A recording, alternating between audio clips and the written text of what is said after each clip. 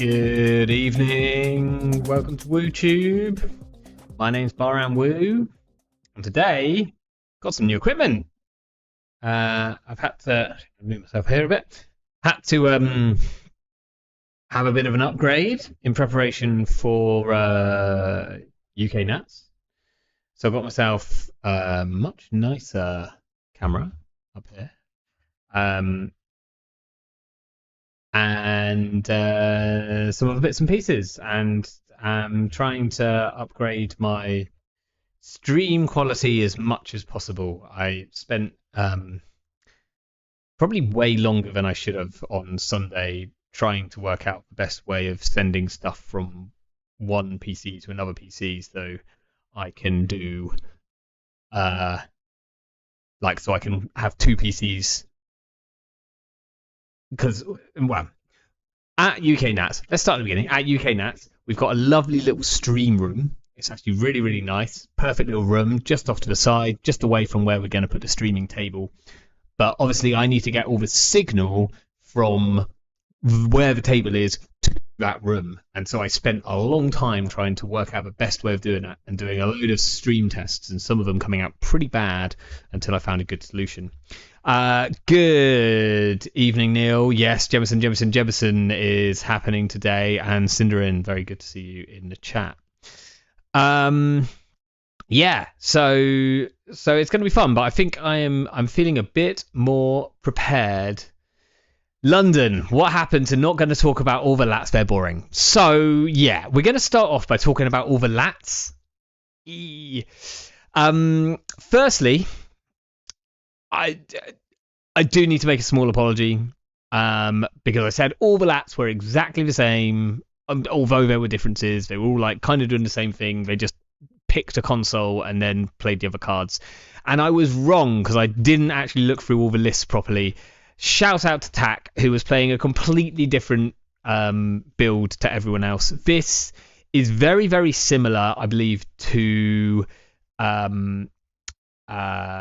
Bridgman's like list, a list that Bridgman put up like very early, playing out of lat with the Aesop's engine. So this is on Lilypad instead of Anicam or Swift. It's on Aesop's. It's got coalescences and muses, and thus it's like playing for Salem Entangler, which I actually think is really, really sick.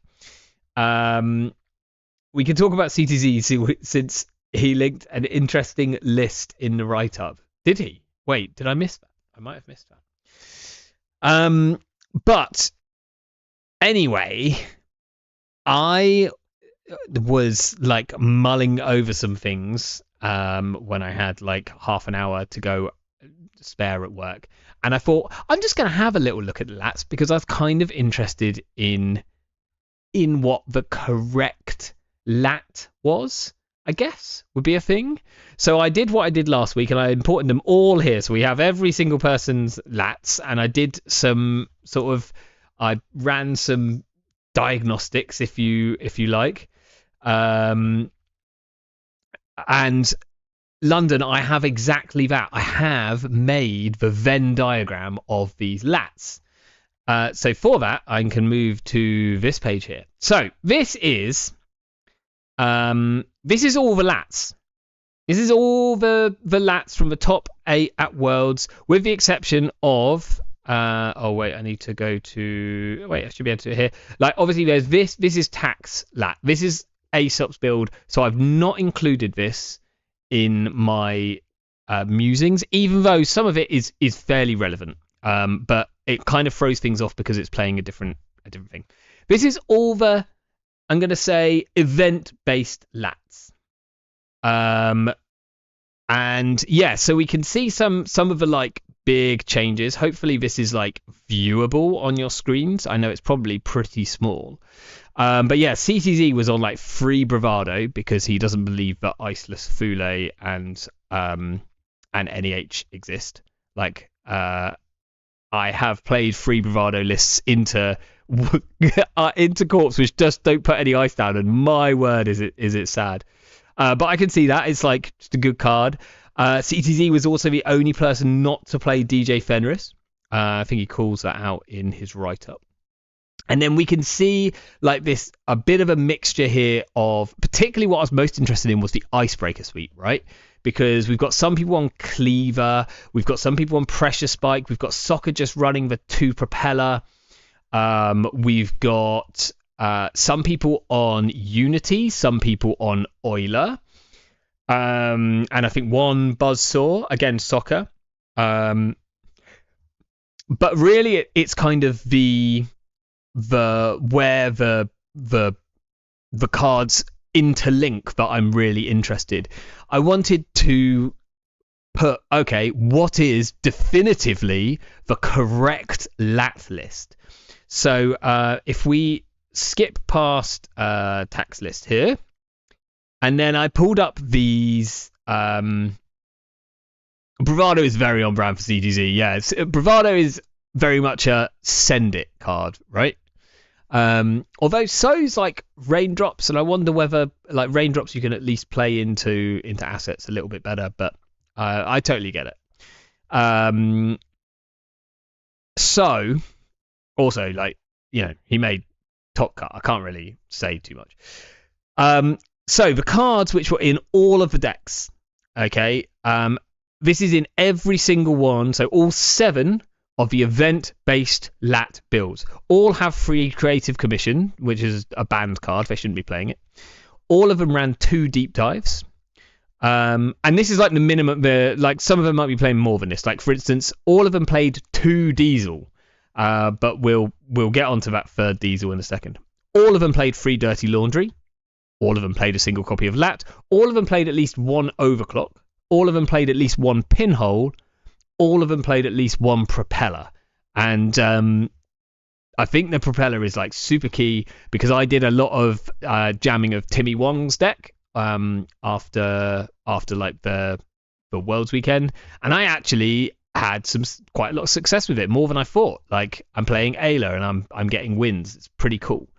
But the one change which I eventually made was I added a propeller as a card number 46 because I just hated like trying to deal with like an early Bran or something like that. You just can't do it.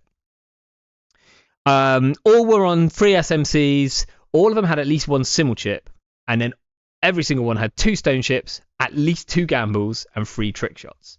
But then I've also pulled out the cards which were in at least 6 out of the 7 decks, because I think what we can do is we can kind of meld it together. And although these weren't in all of the decks, where they were in enough of a majority that you probably should be playing this if you're making the correct world-winning lat list, right? So 6 out of 7 were playing Cup Elation. I think it was who wasn't? I think it was. I can't actually see here. It was Ruben. Ruben was the only person not on Cup Elation. 6 out of 7 were playing DJ. A second Simmel chip. And 5 of them were playing a third chip. I thought that was pretty relevant. 6 out of 7 were playing at least 1 copy of Revolver and Echelon. So this seems to be, although we don't have like any definitive, like what is the correct Breaker Suite, this seems to be part of the correct makeup for the killers. Okay, 1 Revolver, 1 Echelon. All of them, apart from 1, were playing Turbine. I can't remember who wasn't playing Turbine. And then all of them, apart from Deer, were playing a third Gamble. And all of them, maybe apart from Deer as well, were playing a third Diesel.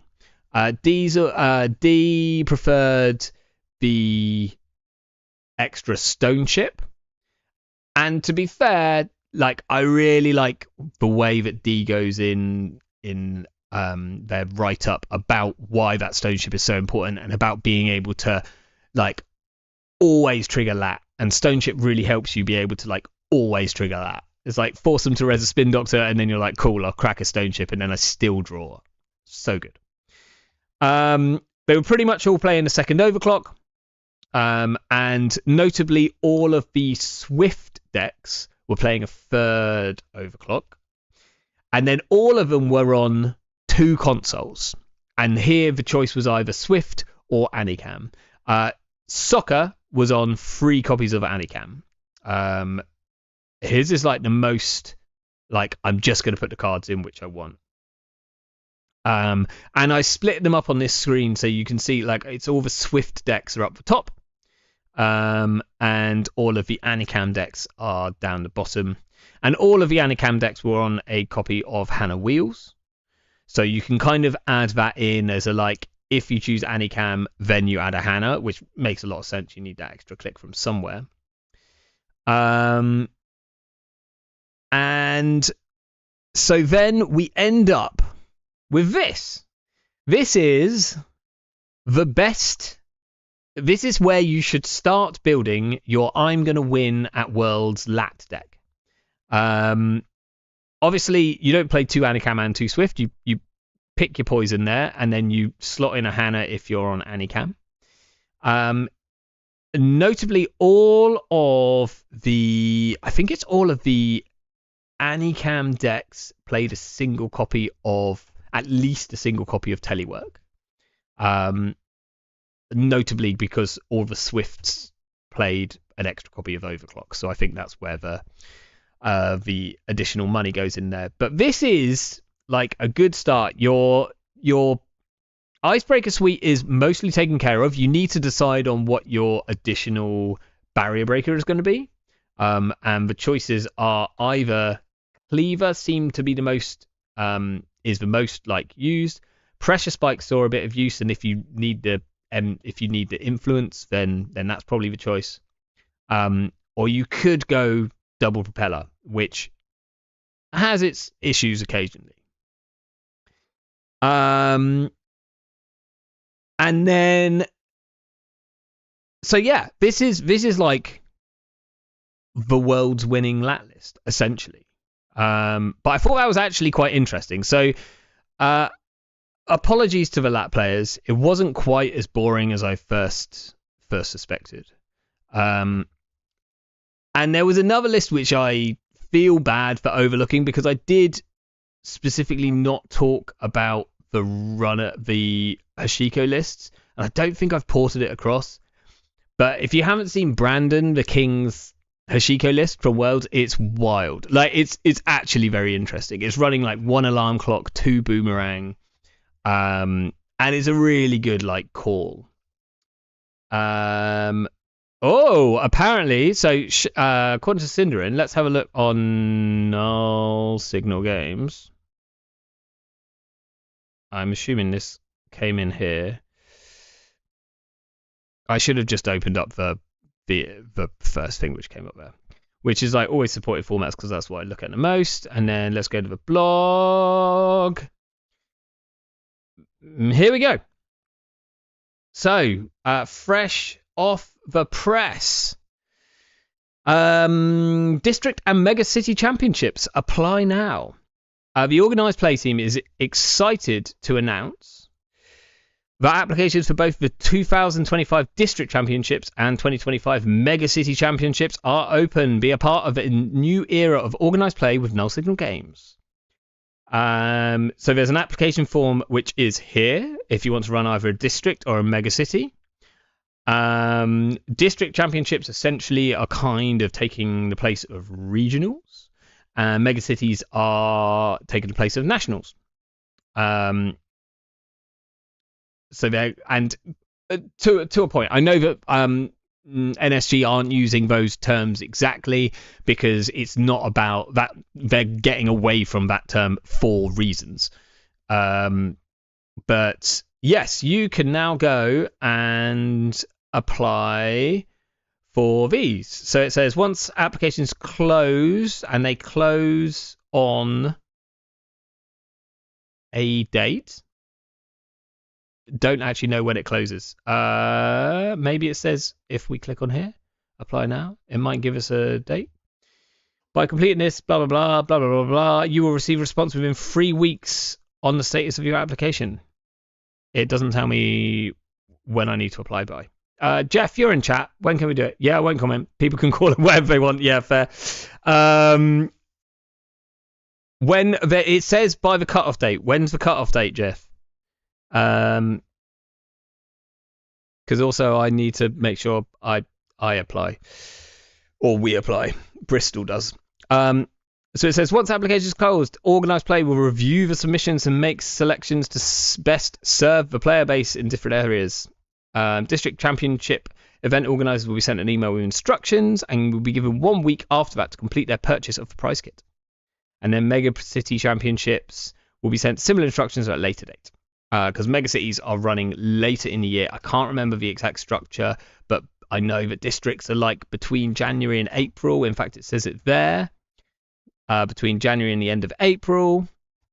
And there's already a lot of talk in the UK TO's channel. We're kind of arranging we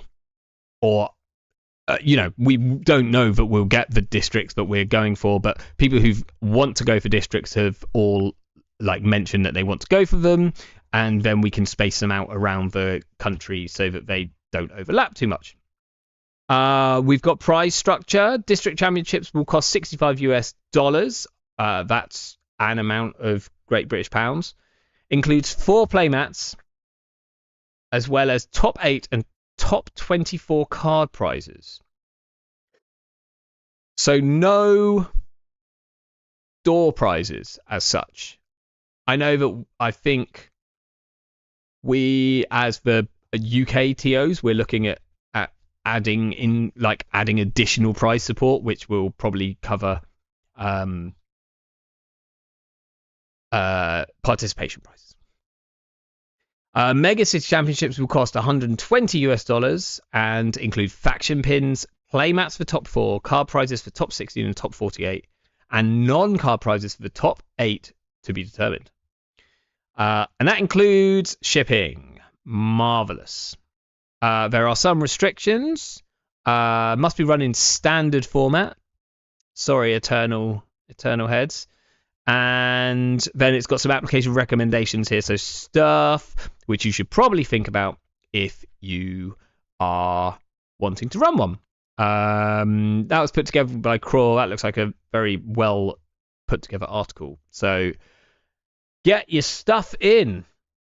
David, alas, you do not have a large enough playgroup in Honolulu. However, you can always run like a CO or a GNK, and I think that's absolutely fine, you know. And you never know, like run a few of them, get a few more people involved. You might end up like it can creep up. Bristol like had a pretty small player base for a time. Like it used to be great, and then it kind of dipped down, and we've kind of built it back up. So it can happen. Right, we've looked at all the lat lists. We've looked at the correct lat list. There's a couple of other like cool lists which came out this week. Harp posted their Akiko deck from Worlds. This is what they took, and funnily enough, it's like I was kind of wondering if Hermes would cook pretty hard in these Akiko lists. So that's cool. That's what they landed on, and it's a really nice like nod to. You might remember when Hermes first came out, there was like a Hishiko Hermes deck that was a QTM staple. And here we're seeing that ported over into girls, which I'm just like hype that Akiko did well at Worlds. 33, like top 36, very, very solid. And you know, for an ID which has been a joke for so long, it's cool. I really like seeing it there, and obviously like I like seeing the lesser used IDs do well, especially. Man in the Moon posted this. This is what they played. I think both Abraham and Santa played this at Worlds. It's a pretty disgusting looking asset ob list, which includes a very spicy copy of MCA Austerity Policy, which you can pop this off, like ob out a reversed accounts, click this a bunch of times, like drain all of the counters, like that, drain all the credits. That's quite funny.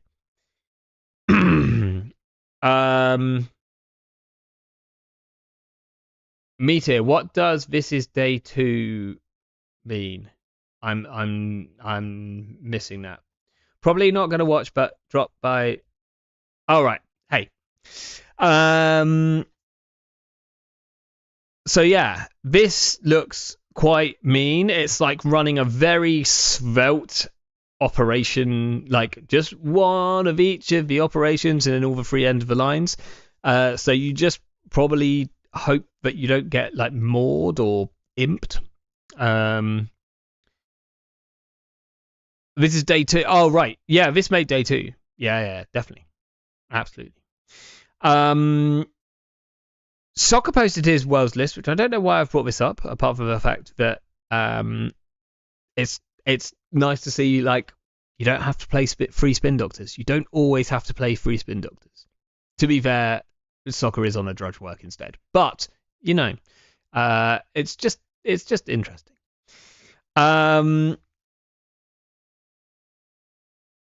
And then Tuno posted their water sports list. I think it played this at COS. I don't know if we saw this on stream. We saw their team on stream, but it might not have been Tuno on the stream itself. But yeah, doing some like pretty nutty stuff with Moonpool and cohort guidance program and just like spamming stuff out and scoring very fast. 2 copies of active policing as well. I did say this card was busted.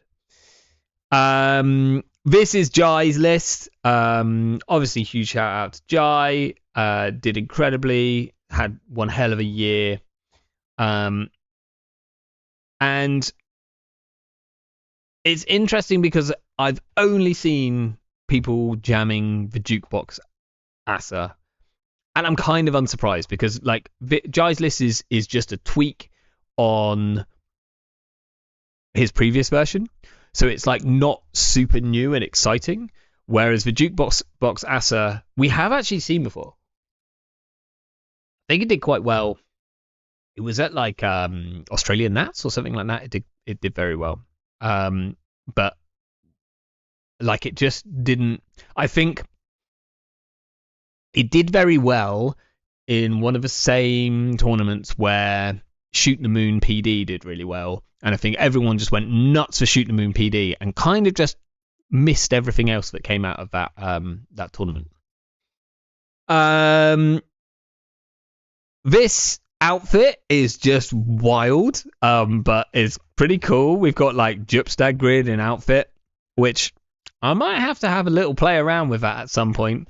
It's got a copy of Threat Level Alpha, which and a single end of a line, which I'm unsure about. Like when you're playing Threat Level Alpha, I guess this is your only way to tag. I don't know. Oh, you got a hammer.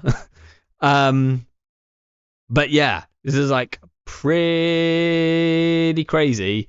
But there's like something here. There's like definitely some jank which you can pull out of this. Jupstag grid outfit might be something that I have to do a little bit of a work on in the future.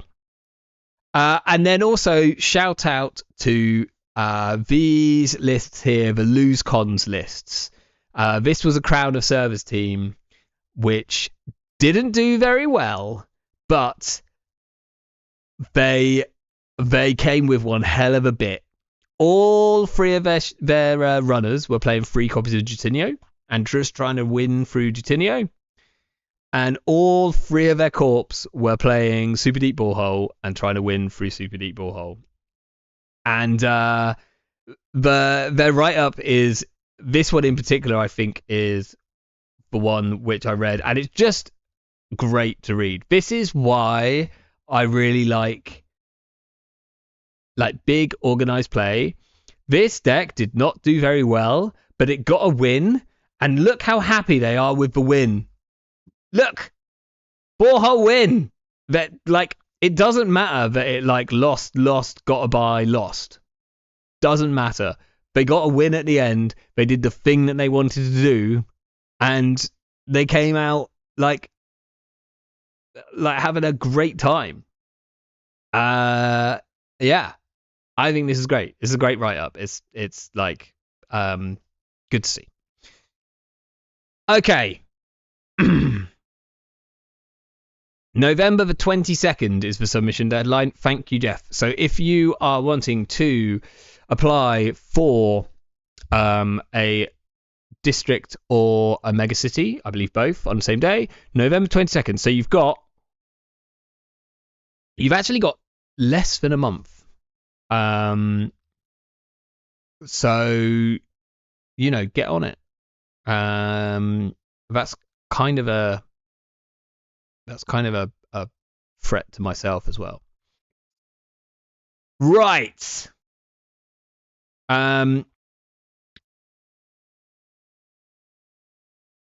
Meat is asking, where's the RPC deck? Well, funnily enough, we're going to be playing an RPC deck today, but we're not going to be playing Iron Foxes. I played or a version of Iron Fox's BTL. This is not card for card. I've swapped in and out a few things, but this is very similar to the deck which Iron Fox took to Worlds. I played this at the GNK on the weekend, which was like a really very, very fun, friendly little GNK, which Christopher's ran. I think there were 16 of us, something like that. Super friendly, really, really fun. Generally ended up with like everyone spectating one game, like when their games are finished, which got to some like really quite funny like moments in chat.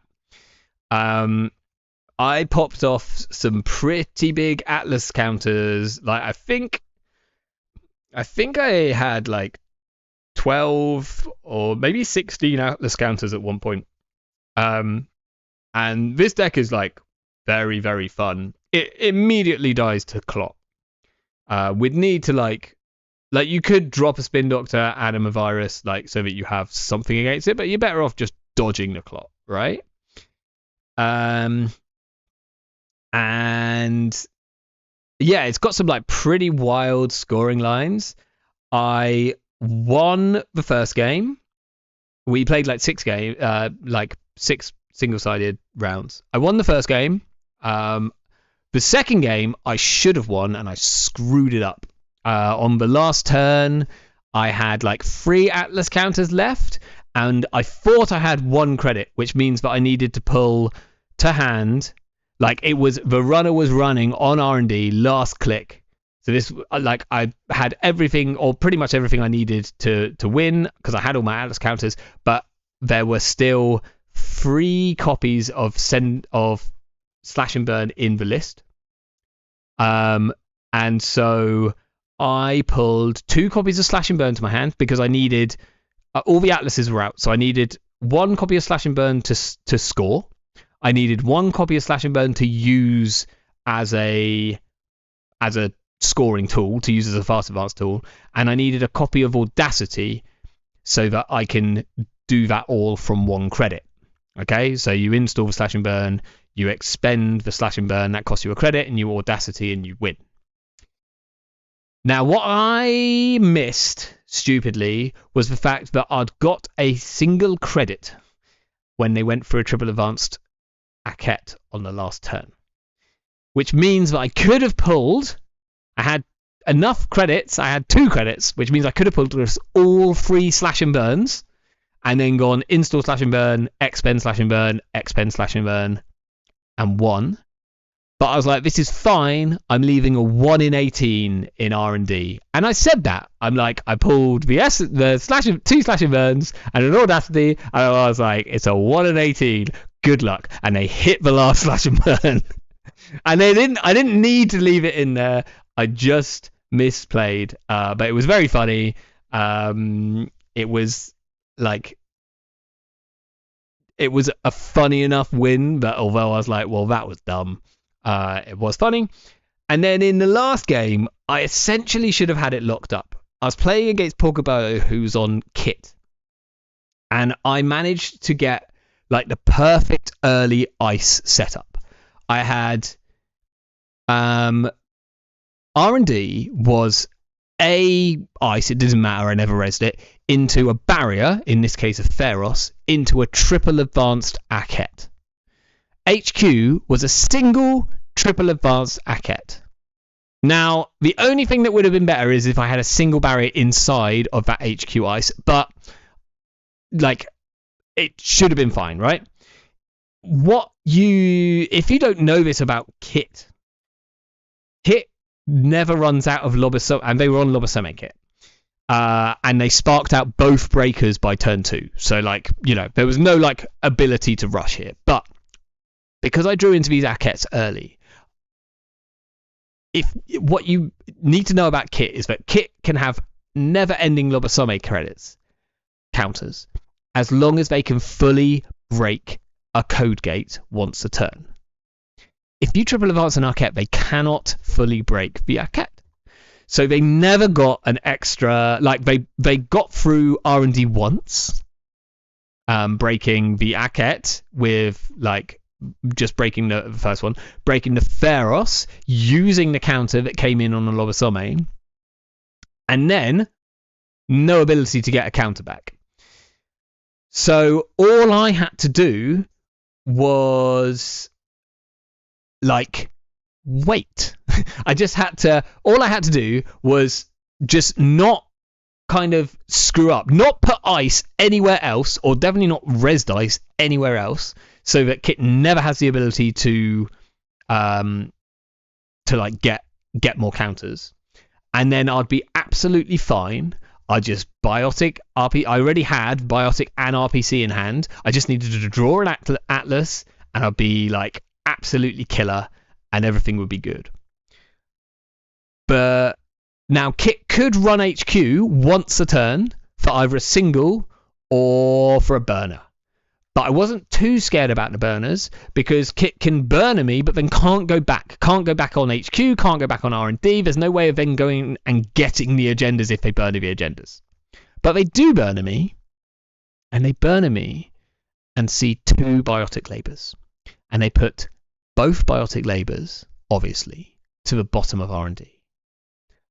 I then do not draw the 3rd biotic labor or any of the 3 spin doctors the rest of the game. And I slowly start flooding up. I can't ice up HQ anymore unless I drew into exactly one of the last Aket.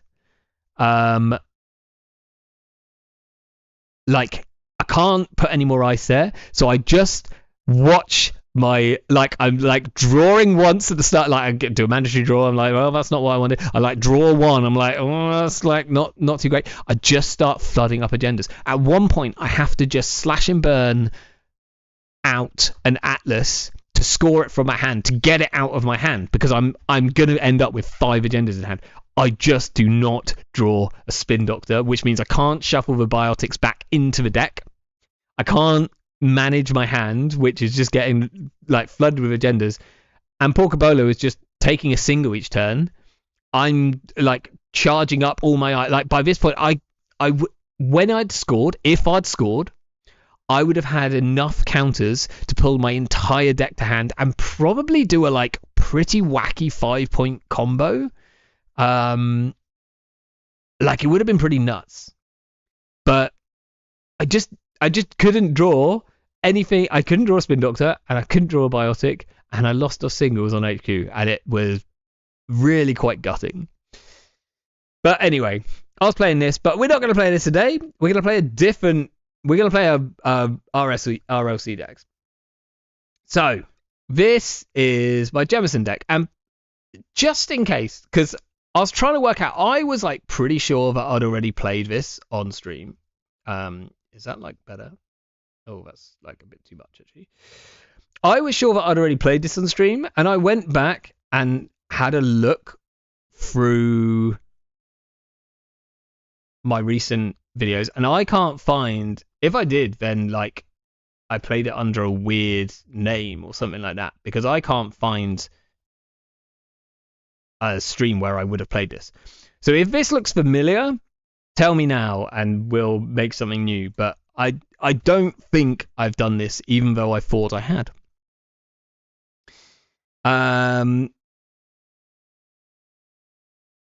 Yeah, Afshar's the other one that she can't charge off, which is like pretty cool. Connor, there is not a single clearinghouse in here. No, we are scoring. Meteor, I'm going to help you understand Jemison in that case. Or that's my plan. I love Jemison. Absolutely one of my favorites. Like, I took a very, very fun Jemison deck to UK Nationals a couple of years ago, and if I wasn't so insistent on playing like tag me freedom into prison R+, then I'd have probably done a little bit better, but I just liked that deck. But I really like Jemison. Is like a really, really wild identity. The things that you can do with it is very, very kick flippy, which it very much suits me. You know, we're gonna like pull some surprises out of holes that people never even knew that we had. And this one has a very, very fun little interaction. So the plan here is we're going to start off by scoring a 1-point agenda. And I've like flipped back and forward with whether this should be 3 hostiles and 2 eminence or 3 eminence and 2 hostiles. We're going to go with 3 Eminence for now, because actually giving a ton of bad pub is like pretty bad in this deck, because the ice becomes very easy to run through. So we're going to go with 3 Eminence, and I think that's fine. So we're going to, early doors, we're going to score one of these 1-point agendas. Doesn't matter which one. Obviously, the Eminent is like better because we get a free Archer, and Archer's a very good card to be playing anyway, because we're Jemison, we want to be able to forfeit agendas, or we can forfeit agendas. We can get extra bonus from that. So we score an Eminent early, and we get an Archer on the remote, probably. There is a chance that we score an Eminent early, and we can, if we've already got a decent remote, we can res an Obuff Protocol for free in the remote, and we can then just start fast advancing out other Eminent Domains and other Project Atlases, because Obuff Protocol is a nutty card. If you're not familiar with this, this is an upgrade. It came out in the same set as Jemison. It costs 2. And it says an additional cost to res Obuff Protocol, forfeit an agenda, and then the first time you advance a card in or protecting this server each turn, place an additional advancement token on it.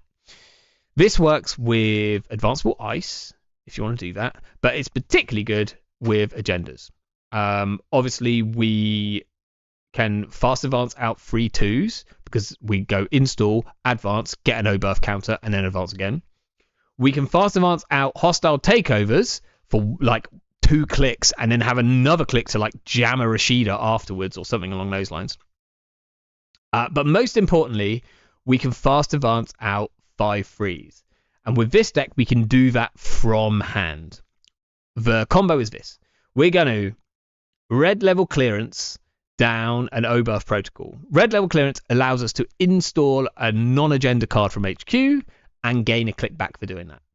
So like, we could, maybe if we've got a decent remote and they can't get in, then we can just leave the Obuff in the remote. It can just sit there. But red level allows us to do this all from hand. So we're going to install the Obuff, getting our click back, so we still have 3 clicks. We then install the Basalt Spire, and we res the Obuff Protocol, forfeiting a 1-point agenda. With Jemison, that gives us a counter for forfeiting the agenda, and another counter because the agenda was worth 1 point. If we forfeit an Atlas, we actually get 2 counters, but we're probably doing it with a 1-pointer. So either way, so we res. Now, this isn't a click, this is just a res, and we've got 2 counters out of nowhere. We then advance once, getting an Obuff Protocol counter, so that takes us to 4, and then we still have a click left to get to 5. Now, the nice thing then is that we've got a Basalt Spire scored, and we then have the ability to recur 2 pieces, which kind of means we can just go and do it all again. So yeah, it's very much fast advance. We also have the bonus that because we're on red level clearance, we've got lines of red level clearance and a virus out to stop clot. So we do actually have tech against clot in this one. We can red level clearance a Tucana out and then fast advance, like a 3-2. And I was on 1 Tucana for like a long time, or like quite a lot of the time playing this deck. I switched to 2 because Tucana is one of the best things. Like, this deck can struggle into Hermes, but Tucana and Eminent Domain stop you struggling into Hermes. Or not completely stop, but they really help you, like, with the Hermes matchup, because all of a sudden you're like, okay, they're going to bounce a piece of ice, but you've put 2 rezzed pieces of ice on the board. Silent Arbiter, hello. Going back to the discussion we had on Next Wave 2, we did have that discussion. Koga suggested Tucana to res a Sapphire from R&D. Oh, so we could. Okay, so quick tangent, because this is one hell of a. This needs a tangent. So, chatting with Silent Arbiter the other day about Next Wave. We were chatting about some core damage decks. And Silent mentioned Next Wave 2, and I mentioned that I look at Next Wave 2 like every, I don't know, like month or so, put it in a deck, play that deck, and then get very sad because I end up scoring out a next wave 2 without having rezzed any next dice. Because there's just not enough good next dice at the moment to make it worthwhile. If you're not familiar with next dice, like Next itself, not that one. Next Design was a HBID, which for some reason had 12 influence. I think it was just because it came out at that time when everyone had 12 influence. And it says, before taking your first turn, you may install up to 3 pieces of ice with no more than a single piece of ice per server. Draw until you have 5 cards in HQ. Not a very good ID, because if you had a hand where you just didn't have ice, or definitely like if you only have 1 piece of ice, then you are getting very little value out of this ID. But what came out with Next Design was a bunch of Next Ice. There was Next Bronze, which was pretty good. This was a no, it wasn't. It was a Code Gate, and this got additional strength for each rezzed piece of Next Ice. This is where the idea of harmonics came from. You'll notice like some similarities with harmonics. There was Next Silver, which like got more end the runs. This was basically Echo, right? Next Silver, but gained end the run for each res piece of Next Dice. So if you had like 8 res pieces of Next Dice, this had 8 end runs. You had Next Gold, which was really, really toxic because this was a card which had an inbuilt win condition when you used things like Marcus Batty, which would basically force a subroutine to fire. A little bit like Zato Grid would now, and like you'd just put you'd just do Zato Grid with Next Gold if you could still do this. It would be disgusting. Because it said do X net damage. So if you had like 8 rezzed pieces of Next Ice, they like run your Next Gold and you pop a Marcus Batty, and if you lose the side game, you take 8 net damage and probably die. There was Next Diamond, which is still around. This is still a card, and I think talking about this was one of the reasons. This is huge, like 10 to res, but did get cheaper if you had Next Ice rezzed, and it did 1 brain damage, and trashed a red card. And then there was Next Opal, which was like a trap for a long, long time. I think this wording's been changed now. But basically, the funny thing here is that it had a subroutine which said install 1 card from HQ paying all costs. And it wasn't it wasn't a may. So if you ran through a Next Opal,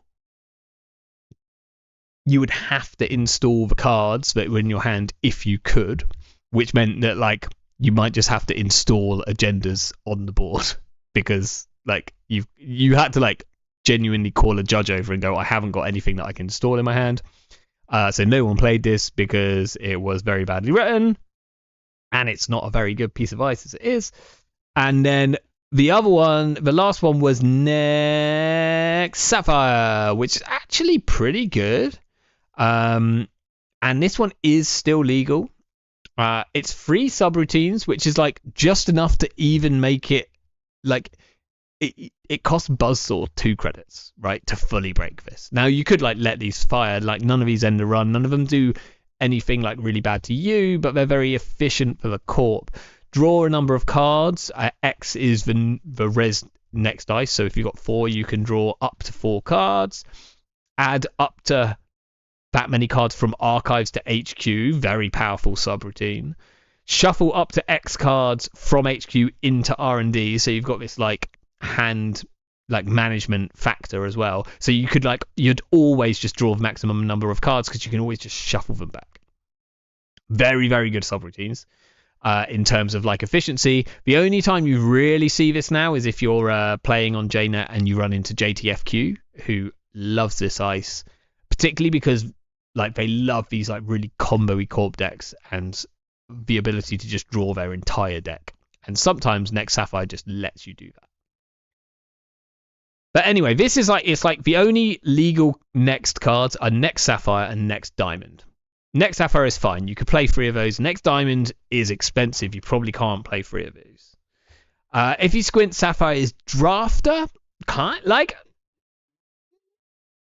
I think it's like somewhat closer to Arc. No, it's not. It's like kind of.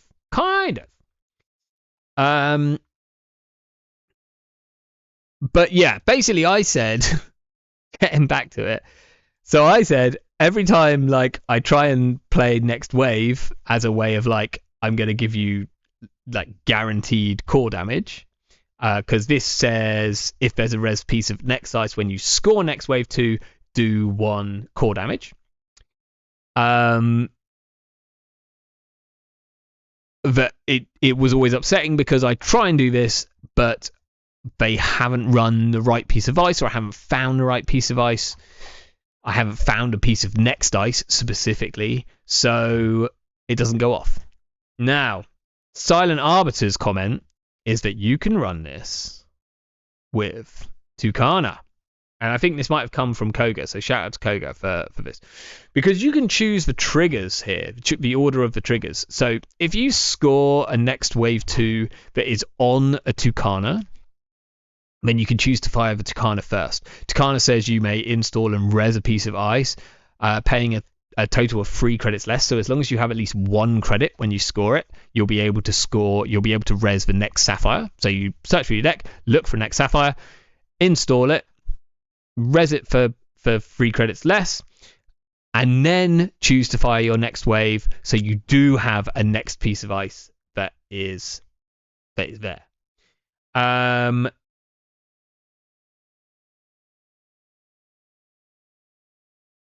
Yeah, so, and then it's like whether you do this, London's asking if you do this along with Gypstad. Like, I think if you're going down the core route, the like real classic mistake I think is to go, I'm going to put all the core cards in, like all the cards which do core. It's why I liked like people were like, why aren't you playing Gypstad Grid in Salvation Assa, which was my like I'm going to score a salvo testing, and it was because like the game plan of a deck was like you kind of need to score a salvo testing to make the whole thing work, but also Tranquility Home Grid is just like so good for econ, and this deck needs the econ, and so it kind of didn't need it. You either managed to score a salvo testing and you could win, or the runner could stop you scoring a salvo testing and you didn't win. But like, I think you do like kind of one or the other. If you're on Next Wave 2, you're probably on like Seamlesses, or maybe you're on like Wage Workers or something like that. Obviously, you could do it on Hollow Man, but that's probably like lots of money. But maybe you could do this out of PD in that case. Tucana's good in PD anyway. Seamless is good in PD. So you could look at it more like a PD deck with Ontos. It's interesting. It's definitely interesting. Hey, Wentagon. Very good to see you in chat. Right, we got massively distracted there, but that's definitely one. Well, London, you don't always have to. It doesn't always have to be better. That's the fact. Until you've tried it, you won't know. Is that a snowboard in the background here? No, it's actually a bass guitar case. But it is covered in a hell of a lot of snowboard and surf stickers. And it was quite funny because I got it back from my my parents' house a couple of weekends back, and I showed it to my daughter, and I was like, "Look, this is my bass guitar. It's been at Grandpa and Nanny's house." And then I kind of thought to myself, now I know, like. She always goes around. She's 5. She goes around putting stickers on everything. If you could see, I'm not going to move it because it will screw up the camera, but there's like sticker books all over the floor. She puts stickers on everything. And I'm always like, God, why'd you put stickers on everything? This case is covered in stickers. So there we go. Can I play it? Yes, I can play it, Aksu. I'm quite musically minded. There's many instruments I can play. Right, let's get back to playing some Jemison, shall we? Yeah, right. Here we go. Okay. Let's put a game up. I made a couple of changes to this list literally today. So we're gonna see. I was on 3 copies of Extract just because I wanted money, and a copy of Tranquility Home Grid, but I've like one of Tranquility Home Grid just wasn't really very consistent.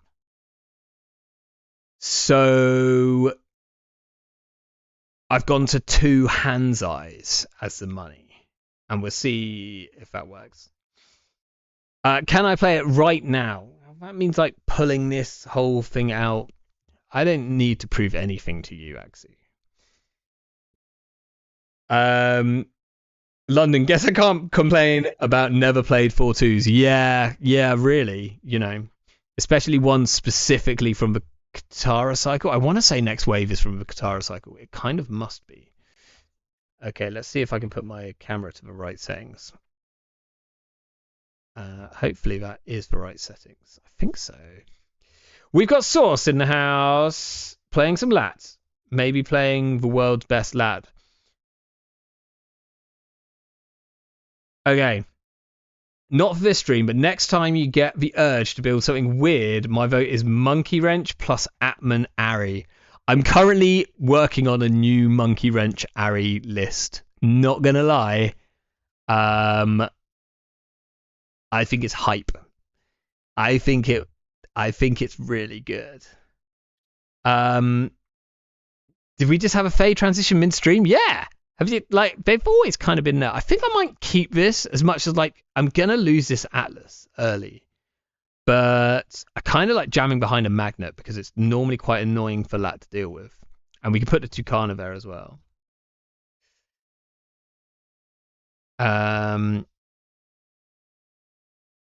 Okay, I mean the hand is very, very gooey here. But this is fine.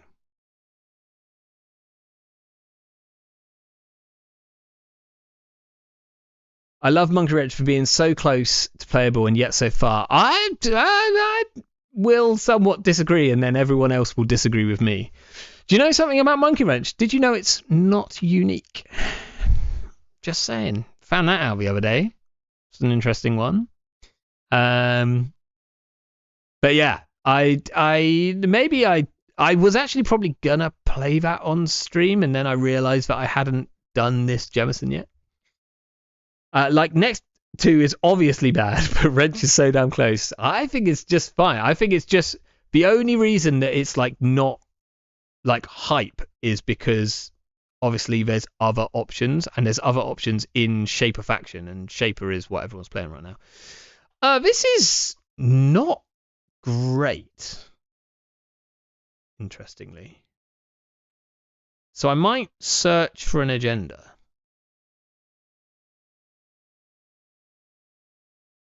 I did not find an agenda. So we'll just do this, and I guess we put an ice wall there. Do we think Source is going to be on clock? I like kind of think no. It's whether I want to keep this Atlas in hand. I think I'm going to keep the Atlas in hand just in case I don't actually draw like a free one. Monkey Wrench Atman sounds like way too much math. Yeah, like the one thing with Monkey Wrench Atman is that because Monkey Wrench is like because it like does 1 by -2 and different and the other ice by -1, it could become really, really challenging to work out the like correct thing. Okay, so far we assume that this is maybe like tax version of Lat. They are going to have like a monumental amount of money next turn, and they're going to be able to deal with archers very, very efficiently. So we have to be a bit careful here. Okay, I really don't want to give them bad pub.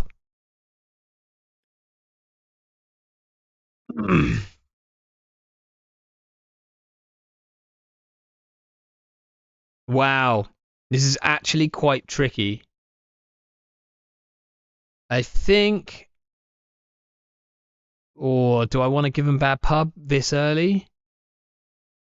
But Magnet being here is actually pretty nice because I think they're going to be on for Salem. So we either like... I don't want to give them bad pub. No, we're not going to try and tax out the Aesops. But like we've drawn like quite awkward hand, which obviously we can pitch some of and shuffle back in. It's not a problem. I think this goes here. I think we go install advance for hostile takeover, which is like a bit of a weird turn, but it somewhat makes sense. Next turn, we score the hostile, and then we can immediately... It is a good window for an Atlas counter. But I think like I can get Atlas counters pretty easily.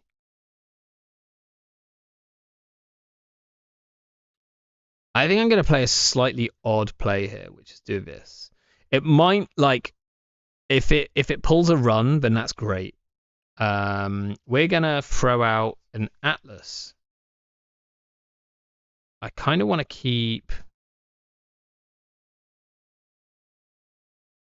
I almost want to keep both of these in hand. Like we can push next turn if we need to.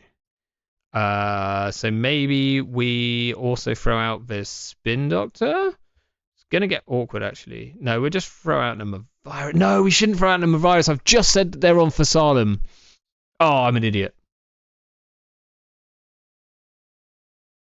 Hello, Radish. It's going very well over here. UK Nats is in... It's not this coming weekend. It's not the weekend after that, which I thought it was for like most of yesterday. It's a weekend after that. So like 2 weeks? Is that 2 weeks? 3 weeks? How many weeks is that? It's pretty soon, but we're getting ready. There's lots of like work going on behind the scenes. The stream's going to be hype. That's all I'm going to say there. Yeah, but I'm actually pretty excited about the stream. Okay, forcing the spin. Minor chance we just let them trash it. I think that's probably a mistake. So let's do these two. Okay. Right. Let's Reza Tucano. We'll score this out. We get some money. What do we want and where do we want it? We haven't got an eminent yet, which is like a bit annoying. So we might go border control on this remote is useless. Like absolutely useless.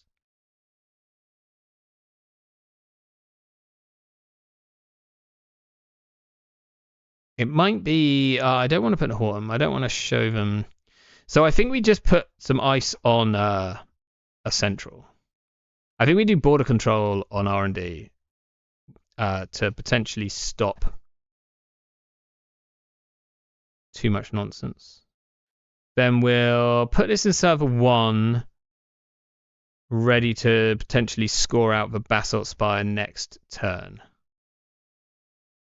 Do I want to... I don't think I want to do that. Okay, that's fine.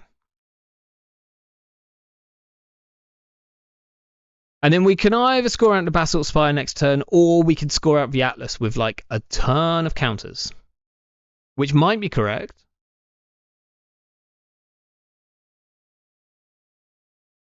The Theros, yeah, Theros was an option. If I had a tree line in hand, then I think I would have gone for the Theros. But I don't have a tree line available to me. And it would actually be pretty expensive to res right now. I don't really have the money for that. Okay, don't put a symbol chip down. Please don't put a symbol chip down. Okay, annoyingly, this means that we're probably going to have to res the magnet. Maybe I should have put the thimble rig. I don't know.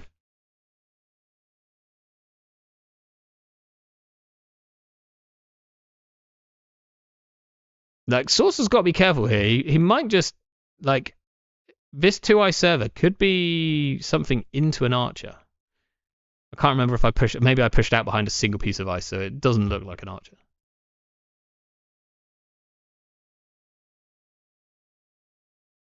If I look incredibly distracted, by the way, it's because there is a hamster running around the floor in a ball. Because Twinkle was making so much noise in her cage today, which you can just see over here, that I put her in a ball. But she's been quite happy running around for the last, like, however long. Okay, Source has maybe disconnected.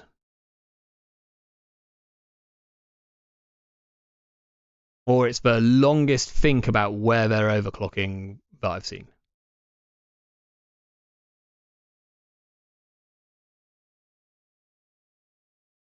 You have an absurd amount of money, which is a bit scary. I think we might push for the, like, 2 counter Atlas next turn. But I think that might be more important.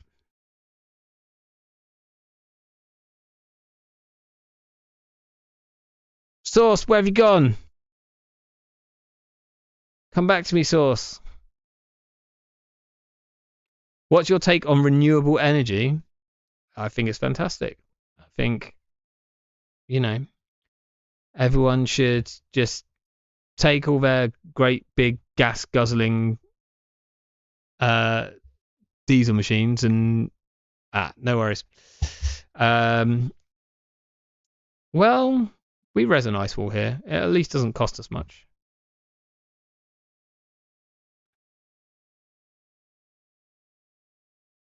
I just didn't want to. Shuffling the virus wrong because of a basalt. I was considering keeping the virus because of that. Like in the bin, but I wasn't sure that we were actually going to be able to score out this basalt. Okay, do I want to protect a Tucana and an Oberth? I think I do. I have 2 clicks left.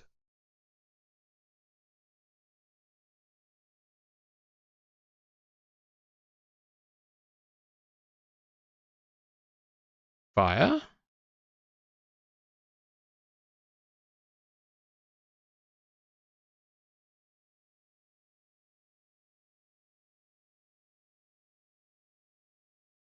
Okay. Going back. Very good. So here, we might just let them through. What are my thoughts on Aesop's Lat right now? I mean, I've been playing a lot of Aesop's Arasana and enjoying it. Catch you later, me too. I'm just gonna let you through here. There's no point in me there's no point in me trying to tax this, I don't think. No, because I want to force, like, that's exactly what we need. That is exactly what we need. So now are we pushing for the Atlas or are we pushing for the for the Basalt? I think we're pushing for the Atlas. We can res both of these 4, 5, 6, 7. And if we res the Archer, then we're going to put a ton of counters on this Atlas. What are your thoughts on the Ryman hypothesis? You might have to text me. Is You might have to DM me what that means. Koga, I don't think it... Okay, that's worse. But they're still going to have to break this archer, which is very expensive. Like, I don't think this is GG. I think I'm fine. As long as... If source is on clock, then I'm, like, less than fine. I'm in significant trouble, in fact, I'd say. But here... Source either has to pay an absolute ton for this archer, or they have to use up the SMC. So, like, we're kind of fine. And, like, Source doesn't have an Aesop's trigger next turn. In fact, the correct thing here might be to get Muse for Thessalem. Possibly not. Yeah. Okay, so they are... No, they're not going to get in here, see? Because we have a magnet. And not only... Like, this is exactly why I didn't res the magnet last turn. Because when I saw that they were on Muse, I assumed that they would be on Thessalem, and I wanted to doom their Thessalem, and we are going to do that. We will host this. Thank you very much.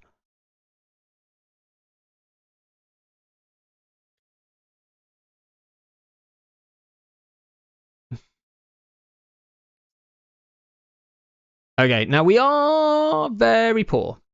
It's one of several famous unsolved maths problems. Oh, wait, I do think I've heard of it. But you might have to, like, fill me in.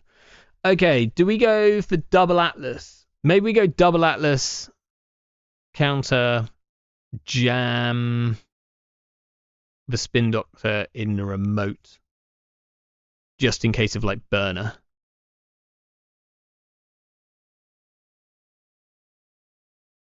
Or single Atlas counter. I think I want double.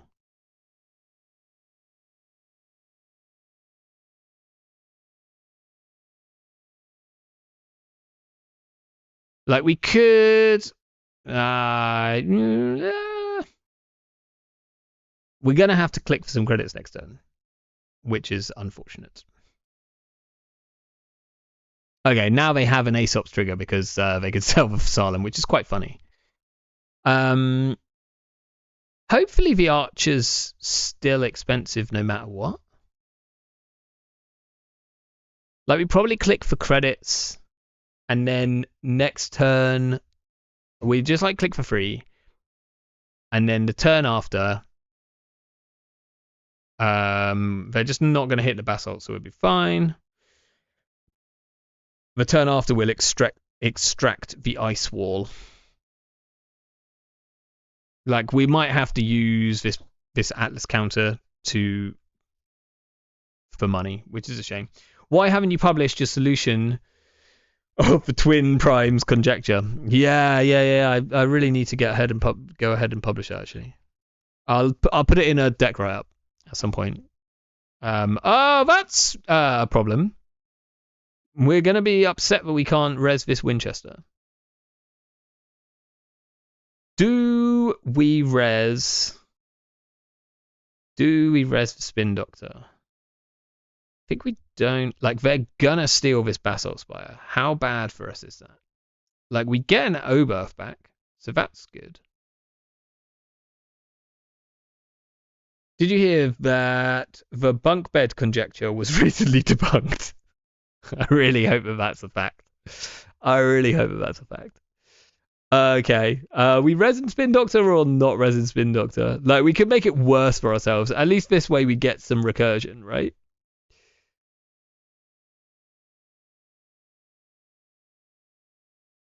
Okay, immediate. Are we pulling back a Rashida, a Tucana, or the Oberth? Or just getting back the Hortum actually might be correct? No, I've got Finborg in hand. It's probably this Oberth.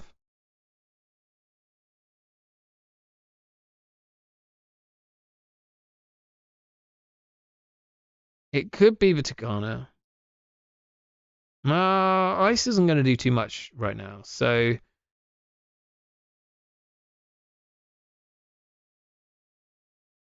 Maybe it's Rashida. We need like money.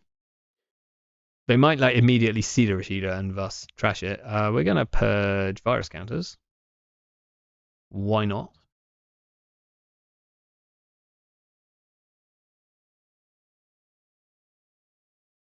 Bunk bed fact is true. Oh my word.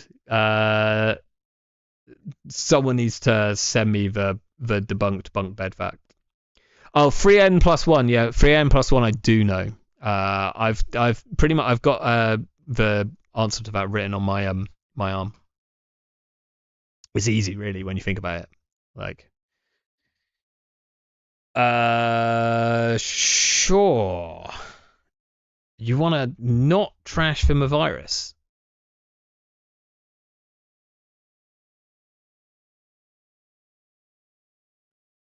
Why do you want to not trash from a virus?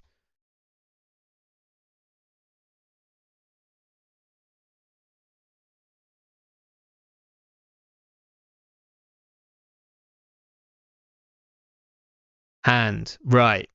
To get the draw? Interesting. Interesting. You probably can't post links here, but you can DM me them. Okay. We could go credit, gamble, which is slow, or we can try and jam this Rashida. I think credit, gamble is fine. It's really not, but we need like money.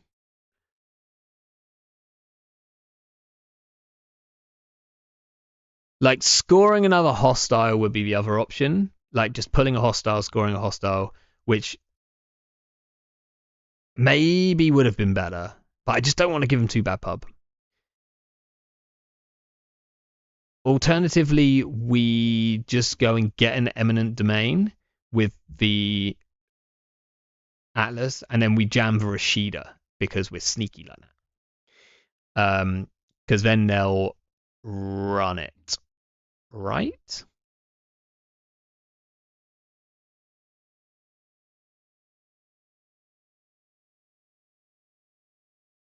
Like this ice wall feels pretty bad.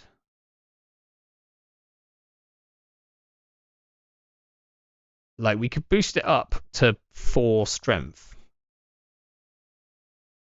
Okay, I will search for that in a second. On Matthew memes, I was thrilled that my favorite card, Euler, was in the world's winning deck list. I think here do we res?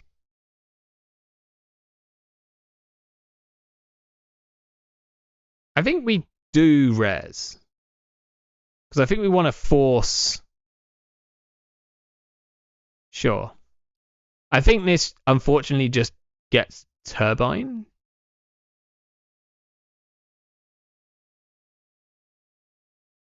But we'll see. Oh, or just breaking it.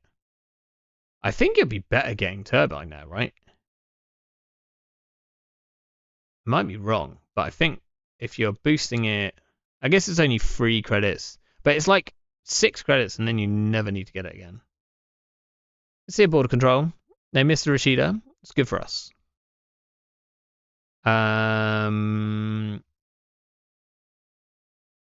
Stargate is terrifying. But we have a spin doctor in here, so actually we're fine. I actually want to see what's coming up.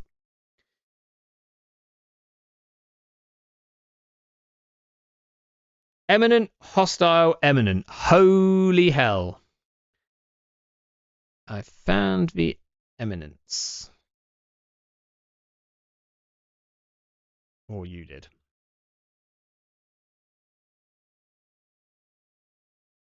Okay, well, this is quite good. We now draw into exactly what we want to draw into. We lost the hostile. I think that's probably correct. Let's see if source goes back. And then do we pop the border control or do we just draw? I think we just draw. Watch them hit a basalt spire here, like instead of the eminent. which would be a shame. I am not going to remove... am I going to remove this to, like, pad out a... No, because it pads it out with another agenda. Just don't hit a basalt instead, because that'll be upsetting. They got to trash an Oberth instead, which could be a problem.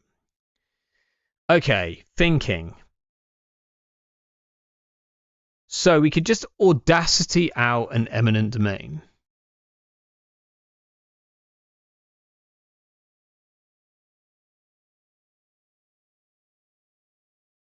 It's an aggressive line. But while we have a spin doctor on board, it's like not the worst line. So we can just go like fetch Audacity. Let's see what we draw. I don't think we want to draw into any of these things anyway. I guess we might want to draw into an Oberth. Well, there's an Oberth. Okay. I don't think I want an Audacity anymore then.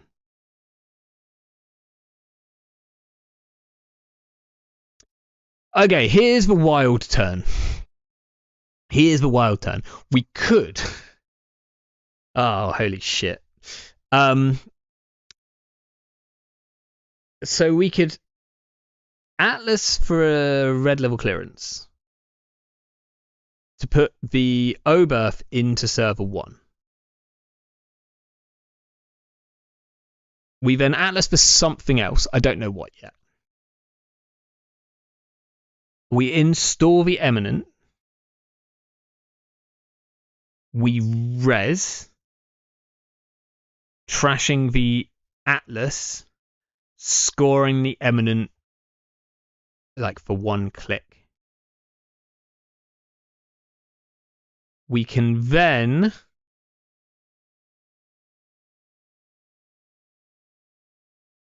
score the other Eminent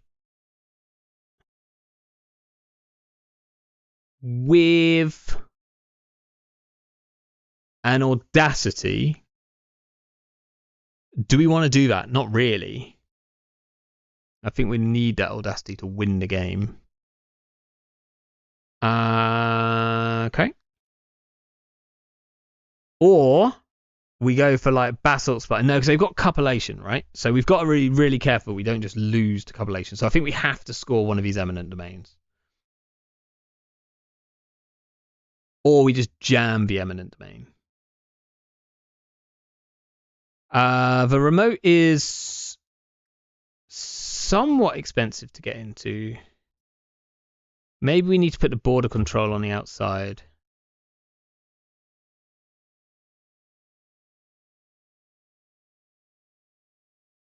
That would possibly mean like doing hedge fund, which would be a shame. We also might need to protect against Stargate, which we can't really do. Like we can put a thimble rig here, it forces a breaker. Is the threat of Eminent just enough? Like they have to get their breaker down. Might just be enough. It gets us a free archer like next turn. Now the big question here is what else are we getting back? I think it's another Oberth. Okay, so we'll go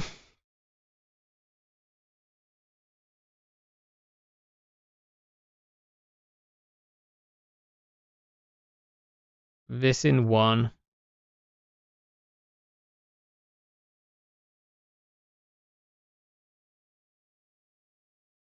I think we put the Oberth in there as well.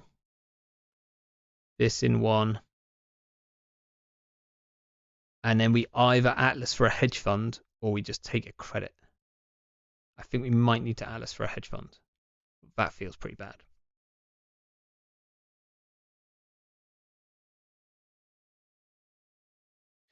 I think we do need to Atlas for a hedge fund. Oh, let's get we could get a Hands Eye review actually. It gives us an extra credit. I think we need the cards that are in hand.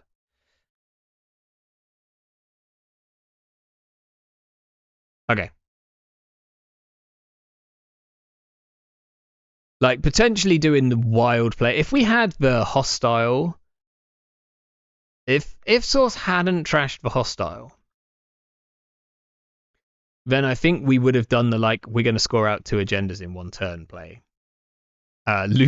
Sacking 2 points to gain 2 points, but also to gain like 2 pieces of ice and a ton of money.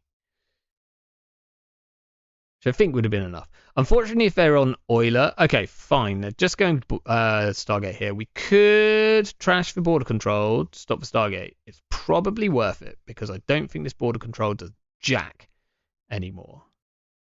So I think we are going to stop this. Because we're going to put an archer here next turn, right? We're going to try.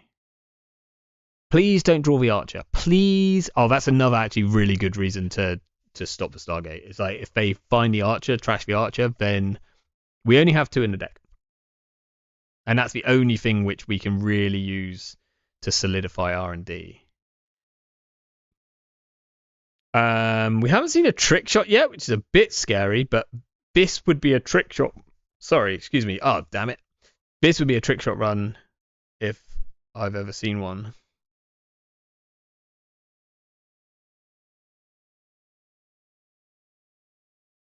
No.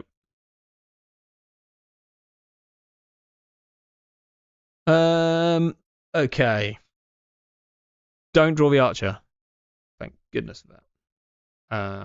Triple advance. This wasn't a thingy, was it? No. Right, that can go on R&D. What are we throwing out here? Genuinely might be the border control.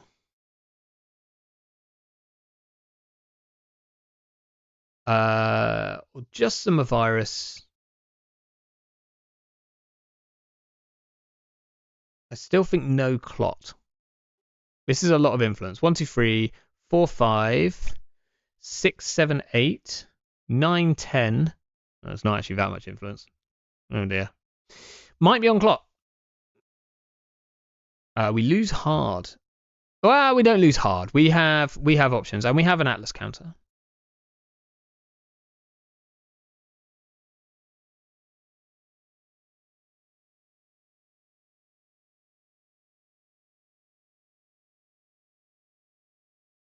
Like we possibly fetch an Atlas.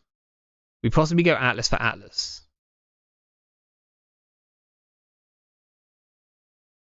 Yeah, keeping the border control because of the Stargate does seem good and correct.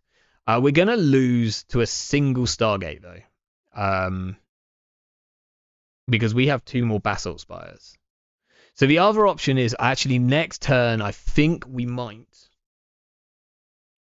fast advance out of Basalt Spire. I think that's probably correct.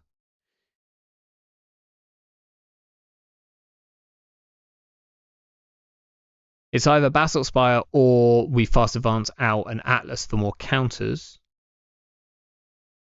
However, Basalt Spire means that we don't necessarily insta-lose to Stargate. Like they'd have to run through the Archer twice rather than trashing the agenda.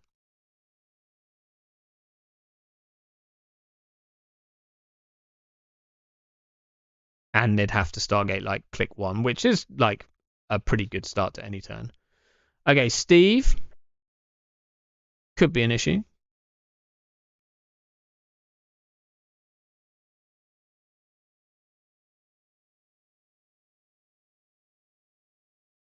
What are you getting back here? Just, what did you get back? Just the coalescence, surely. Oh, we probably should have kept the virus.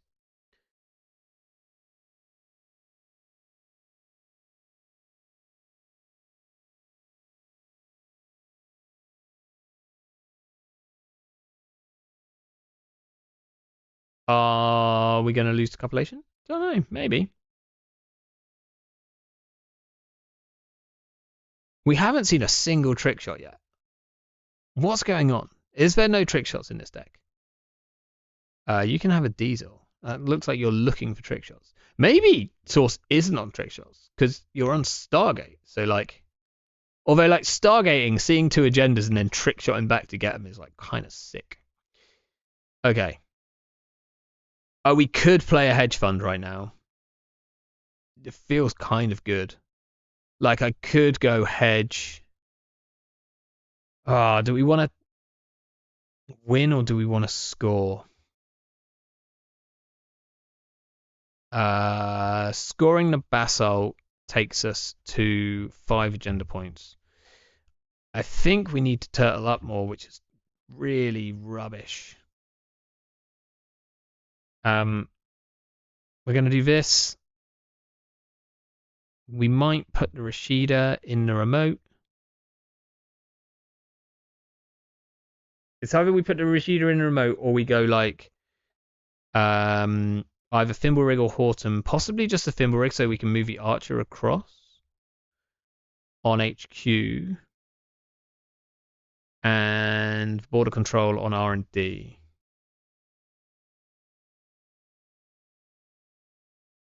They're definitely going to go HQ, so I think we want to...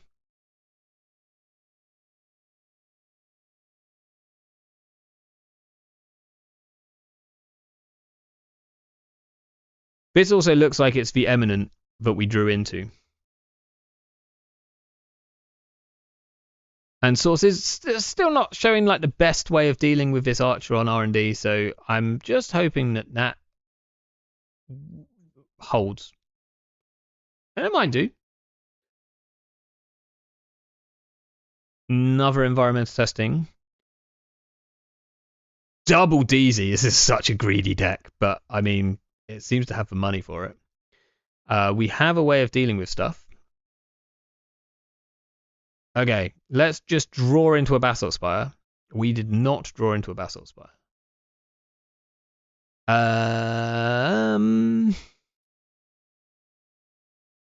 So I think we need to go and get the Basalt Spire now.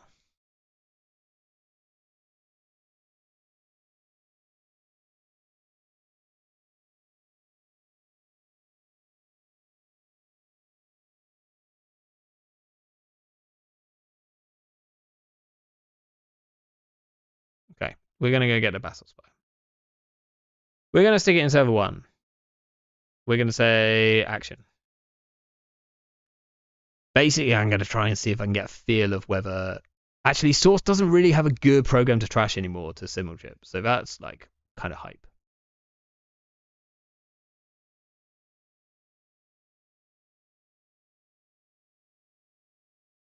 I think no action is happening. I'm going to pause for dramatic effect. And advance again. Okay, now the question is, do we throw the Eminent Domain in the bin? Thinking that Source isn't going to run the bin because the Mavirus is in there. Seems a bit risky, doesn't it? I think I like the idea of keeping this tree line around and maybe the Pharos. Horton's still quite good because we haven't seen a turbine. Most of this ice is quite good. Border control might be the worst thing here. Am I really thinking that?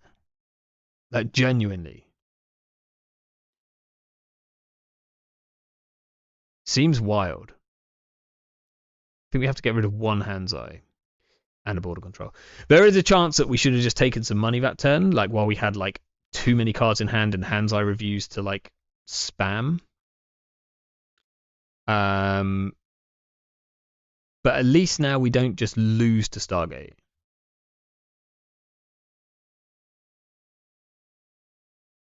So, what's our winning lines here? We can...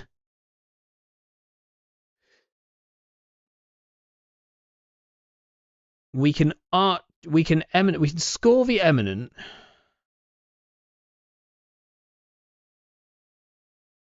To get the last. We can nearly.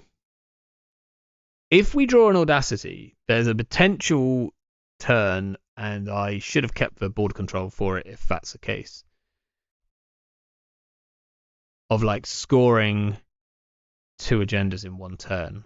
But it does require drawing an audacity and leaving 1 to stew.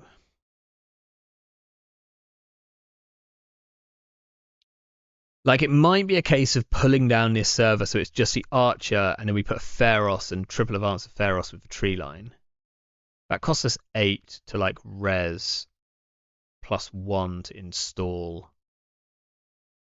But I don't know how... Source gets through that. They are going to have a ridiculous amount of money. So I've got to bear that in mind. Like monstrosity amount of money. Because this environmental testing is going to pop off this turn. This is interesting. Why are you SMCing? Because you still haven't found your turbine? It's the only, like... If you advance eminent, you can score out if they leave it and they go poor. Yeah. That, like, essentially... Okay, so they've now have their turbine. They still have to pay for this archer. Feels good. This is why their tech's so greedy. Look at this.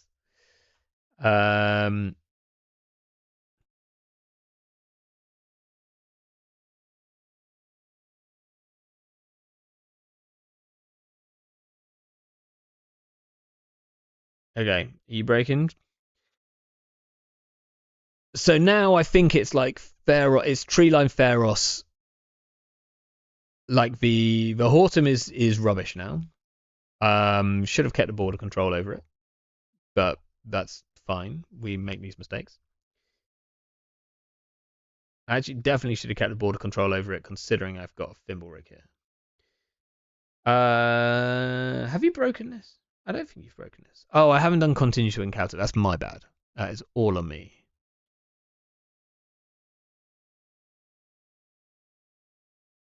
But yeah, like going poor. I mean, this costs 3. Ooh, do I get 2 credits? Lovely. Good sub that. Like, this is actually, they are going to go poor. Like, they pop this one off, so they'll have next turn they'll have 9 plus 3, which is like 12. So that's like pretty good. But like, if we put this triple advanced Pharos on the server, then we're like looking pretty decent. We have to do the hand's eye review, so it's a few too many clicks to be super comfortable with. If they run HQ, we'd probably put the archer here for the time being. Ideally, next turn we draw like exactly extract, because we're going to trash this ice anyway. Drawing an O-berth is pretty sick.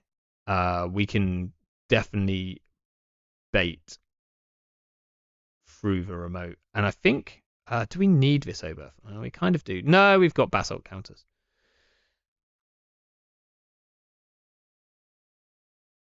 Can I just don't have quite enough clicks to like really push this turn, which is a shame.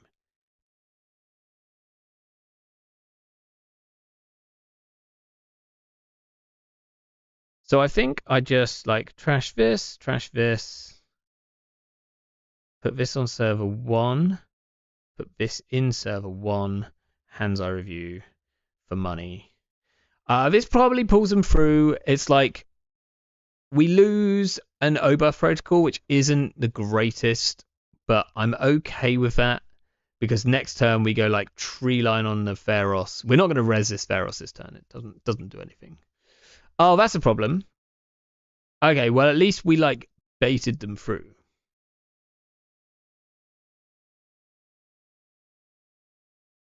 So here we're not going to res for Pharos. Oh, now they've got 6 strength echelon. No, this is very bad for us. We can't even expend their revolver counters. That's very funny.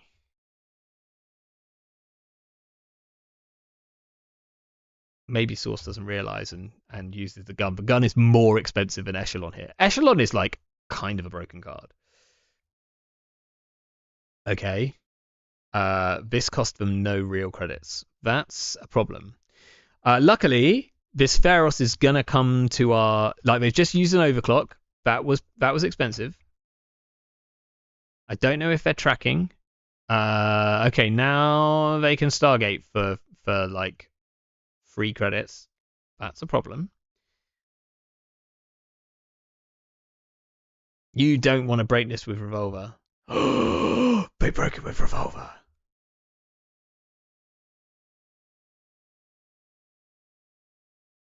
Yeah.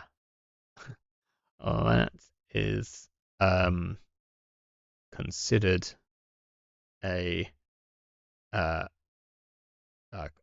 can't think what the word is. But there we go. Right. We have basalt counters. No, you don't want to do this thing. Is this less expensive? I guess this is 1 credit less. Fine. It's 1 credit less. Okay. Oh, we wanted those red level clearances. We're going to draw 1 of them, though, so that's good.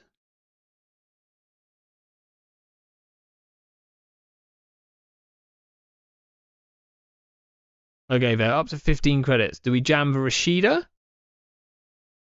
Or do we jam the Eminent? Problem is, with the Eminent, we don't really have anything great to go get. I guess... I guess we do. Right, we're going to expend this on here. We're going to put this in here. Hopefully they don't have a Hush. There's a chance we advance this once. Or we put the Rashida in like just a... No, I'm going to advance it once. Because next turn we can this looks like... Actually, what does it look like? I don't know what it looks like. Oh, we should have fired the 2 sub. Sorry. Thank you. I was not paying attention. Grinded at? Yeah. We're just going to grind them out. We're going to somehow grind out Aesop's Lat, which we've kind of done. Like, they're down to 1 card. They can always start Steving back stuff. All Inf? I think so. 1, 2, 3, 4, 5, 6, 7, 8, 9, 10. And then 5 in here. Okay, so there's definitely no clot. So if we score out this Eminent, what are we getting? We're getting a border control. Hopefully we still have 1 left. We have 1 left. We're getting a border control and we're putting it on the remote.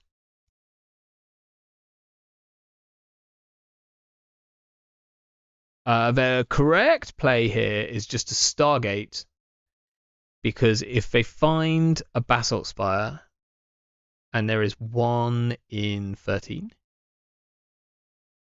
then they can trash it. We can always pull it to hand, but that is no good because they can just run HQ like twice. They could even go and get a copulation and be absolutely like sure.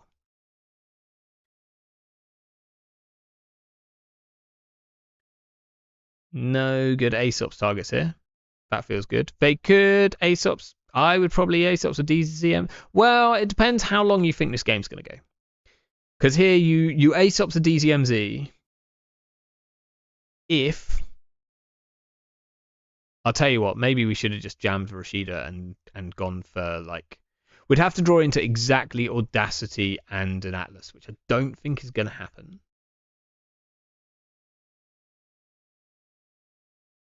Maybe it would happen. I don't think it would happen. We actually want them to, like... Ideally, I'd really like Source to trash the Audacity. I'd like them to Stargate, not see any agendas, or see like, okay, no, not see any agendas, please, and trash the Audacity, because then we actually have access to it using the Basalt Spire. If we find a BC on draw, I think we might put it on server 1 and advance Eminent again. Yeah, I don't hate that. I don't hate that. I might even go like, I might even put it on server 1.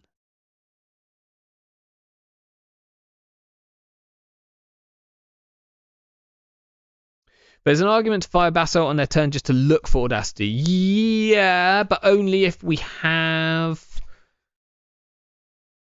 an agenda to score with it. I did have, like, if we don't grab BC, so we can grab an agenda. Okay, yeah. So there's a play where if we've got access to Audacity, then we can always score this Eminent. Like, if we can score this Eminent with a click, with 2 clicks left, we can score another agenda.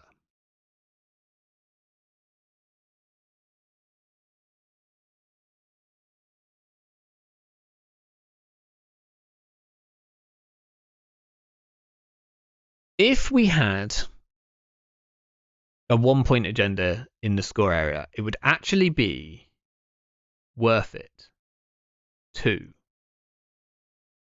Yeah, there would actually be a really cool play here, which would be, okay, hit the Audacity, please. It's like, I've never said that. If we had a 1-point agenda,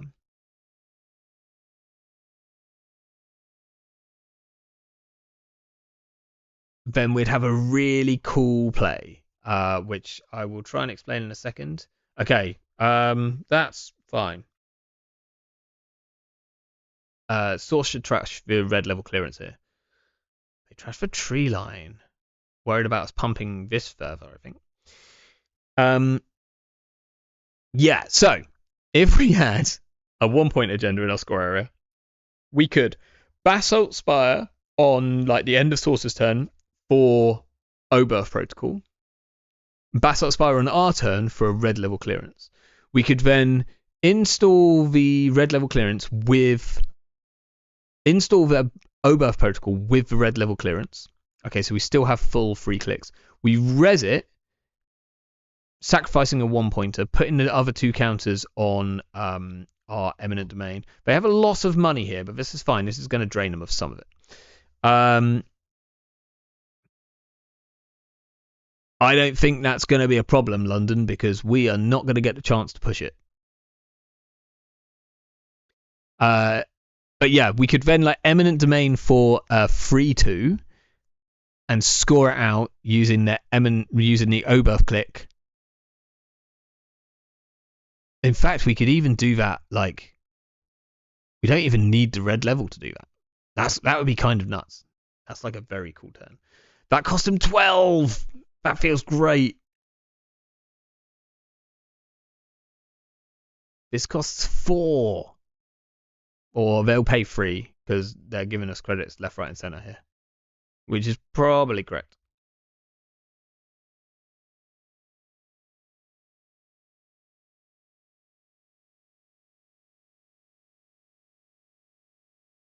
Okay.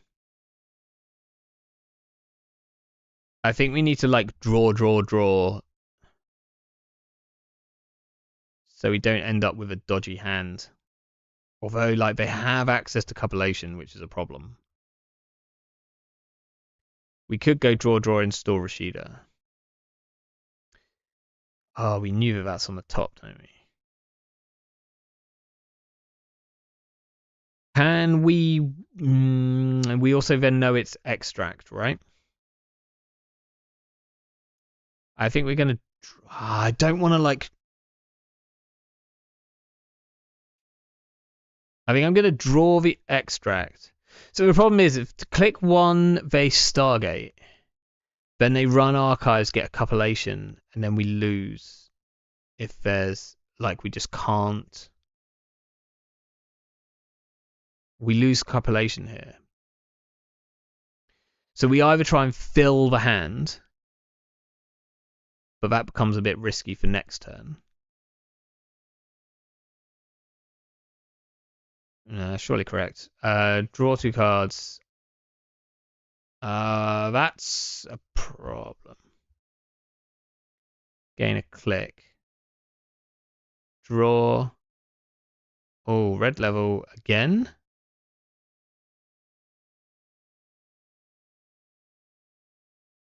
Do we fast advance out this other Basalt Spire? Oh my gosh, I think we fast advance out this other Basalt Spire.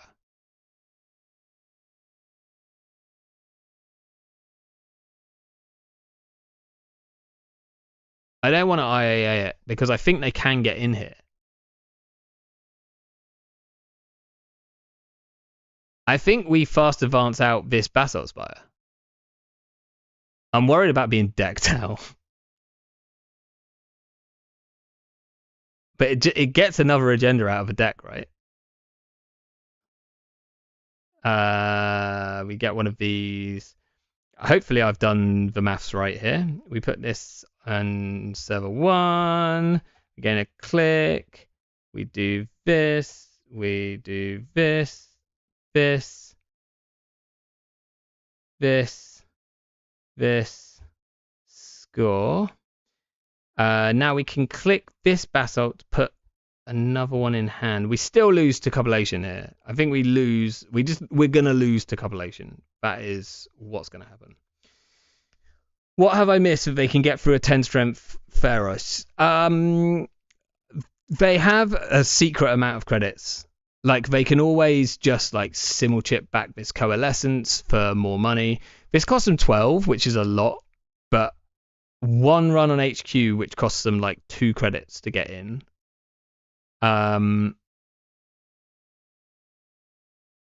Maybe just installing the Basalt Spire would have been better, possibly.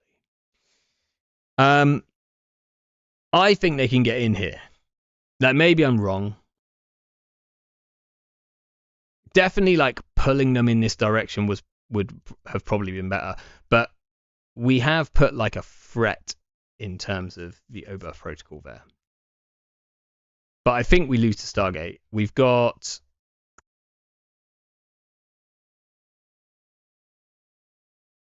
just the fact that they have compilation like really loses us to Stargate quite hard, unfortunately.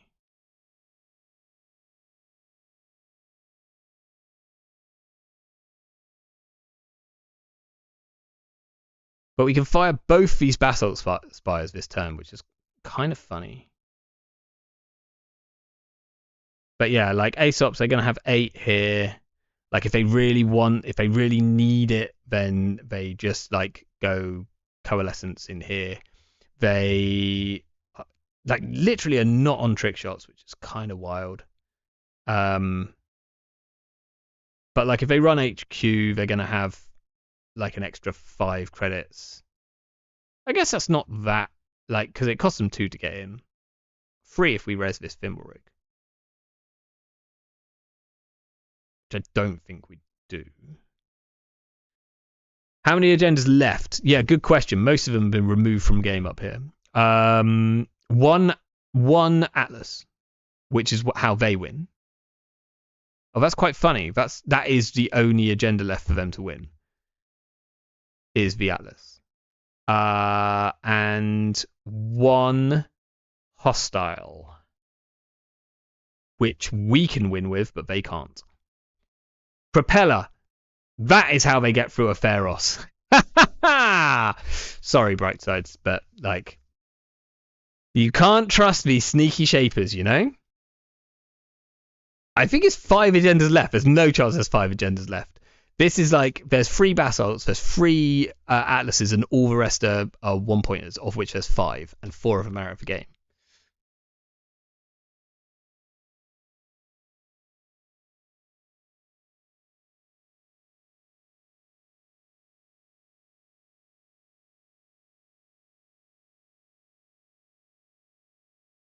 there's some quite funny irony here. Have they got enough money to do this? Just like now, oh no, they can always just simul chip this propeller back. 5 points remaining. I don't think there is. It's one Atlas and one hostile.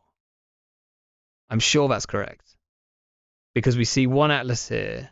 We see, oh no, there's two Atlases. Oh shit. Yeah, okay. I kind of thought, maybe I thought I'd already scored an Atlas.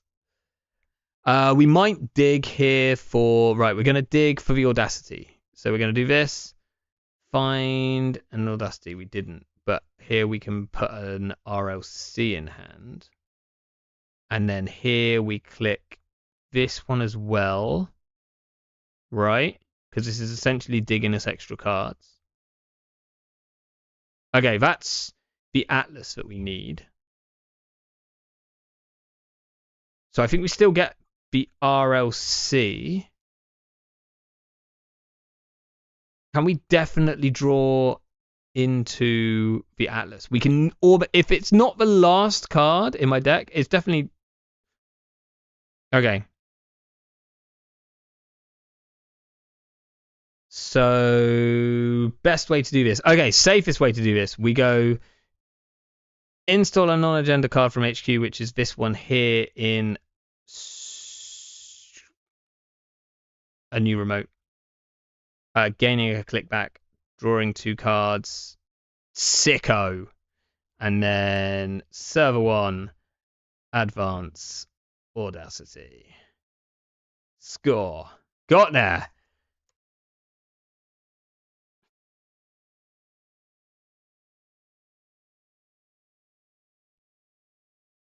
I thought we were gonna lose to Stargate that turn.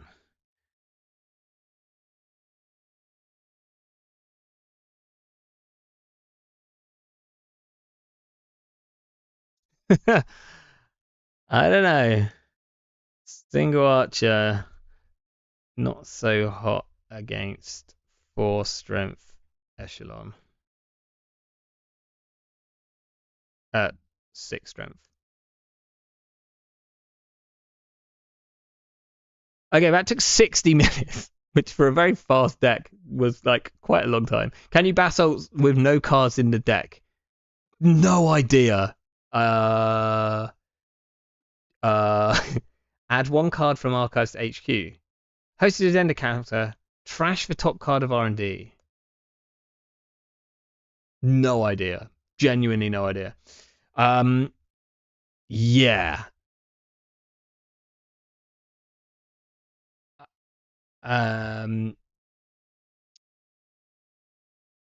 So what I was worried about was Stargate, run archives, fetch cup. Then even if I pull it to hand, you can defo get it. Yeah, I think it's a cost. So if you can't trash the top card of R&D, although like, yeah, I don't know. Trash is a cost, so I'd assume no.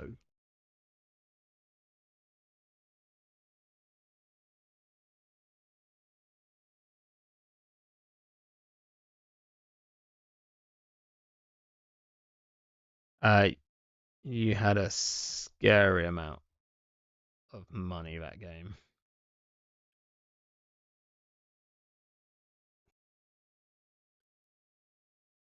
Yeah.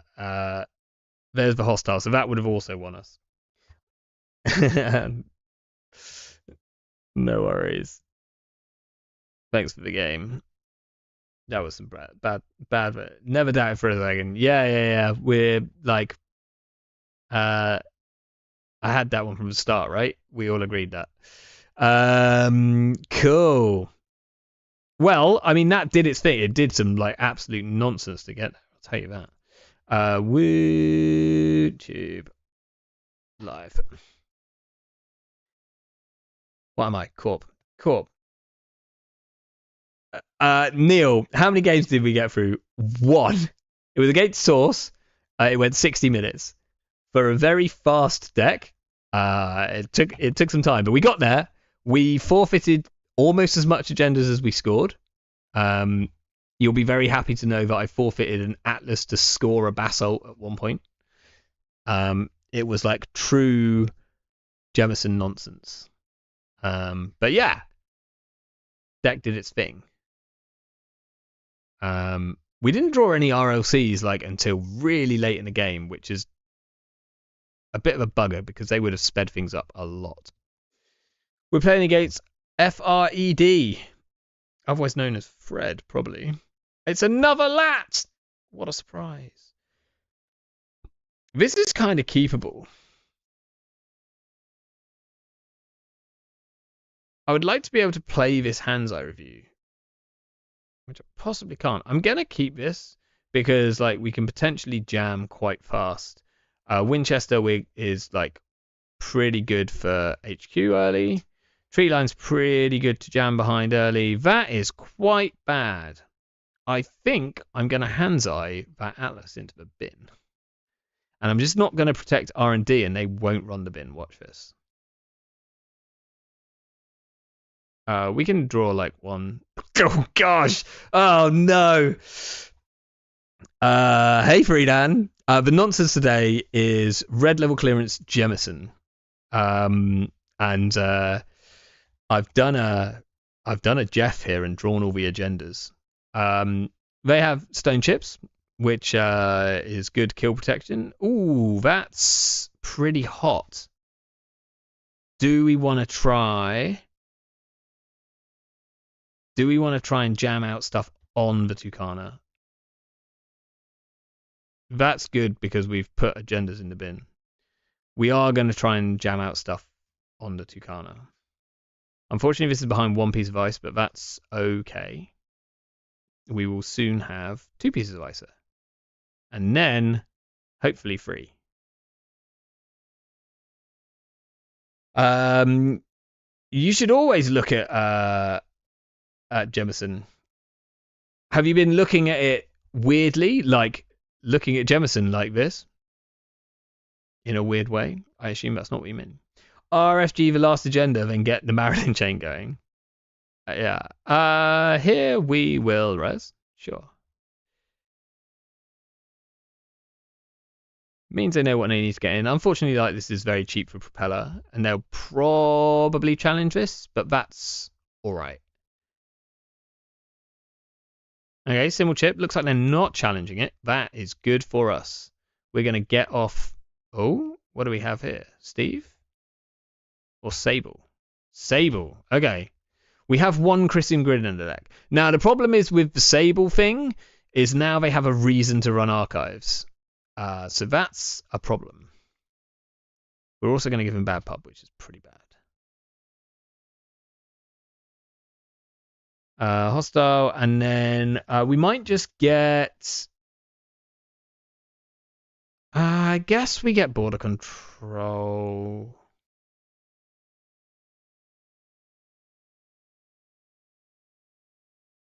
Like, Fimborig makes more sense. I'm going to get Fimborig. Both coincidentally and strangely. Very good. Freedom, what are you and all the EA Sports lot bringing to UK Nats? Just asking out of interest. Who's hyped for UK Nats, by the way? Like, I am. I know not everyone in the stream chat is coming, but I know some people are. I know Axu is. Oh no, they've got an archives mark. Don't have a dirty laundry in hand. Please don't. Yes. I don't know. I think they lost a click now, but no, they took telework. Fine. Swap Fimberig. No. Ooh, Obuff. I think I want to score the Eminent before we do too much nonsense with the Oberth. So put this in a new remote, res it. Extract is interesting. We do this in server 1. And then I think we might just extract for money, like just for money. Do we think they can get through this ice? Yeah, probably. But that's okay. So I'm just going to make sure I've got enough money. At least the Atlas is a bit safer now. We just don't want to lose to like deep dive immediately. So will Eminent... There's actually a slight chance that we Eminent and get an Archer somewhere. Okay, well, they can run this now. They can trick shot this now. Oh, and they get a click back and everything. Wow, this is a pretty good run. Okay, we're going to lose the Eminent, but we get a Tucana trigger. That's something. We can get ourselves a free border control. Break that for nothing. That's a shame. We're definitely not going to swap it.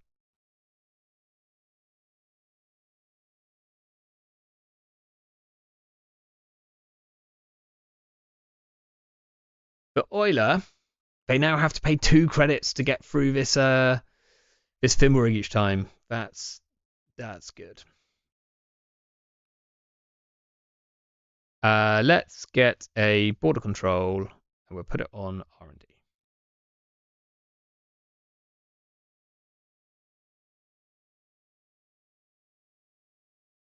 Okay, could we draw a red level clearance? If we can draw a red level clearance here, then we feel pretty good about ourselves. Let's try and do that. No.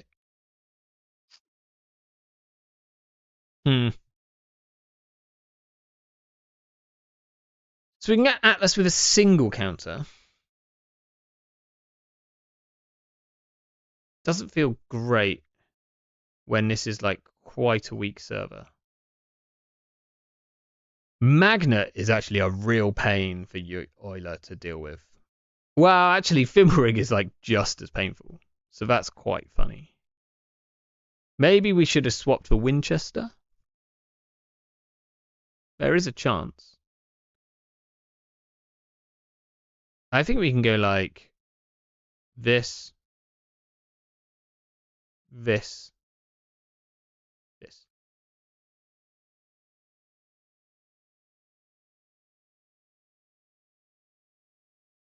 We're all just going to wait and see what WooTube comes up with. Ah, well, some kind of janky Arasana plus Jemison it is.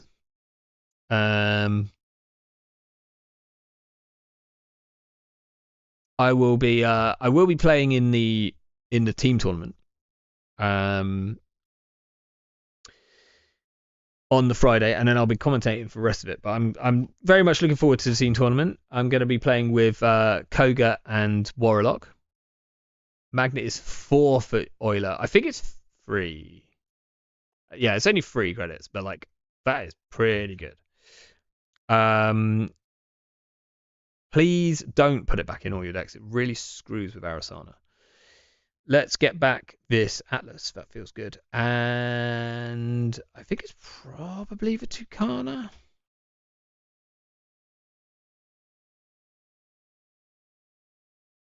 It's probably the Tucana. I'm judging, so you should all play Fleeting Grim. So there are no. So basically, I think you should all play Ob with Trank Grid, and everyone should be on Patchwork. Like Patchwork Crim, Patchwork Shaper, and Patchwork Anarch. Preferably with some like, I don't know what else you can do. Do we want to swap Flimmering? Like we genuinely might want to.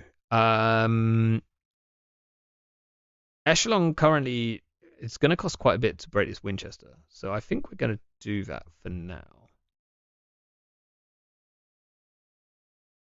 Hortum, also quite good into Euler, apart from on the turn where they like deal with it. So are we going for big Atlas here? We need to be able to res at least 3, 4.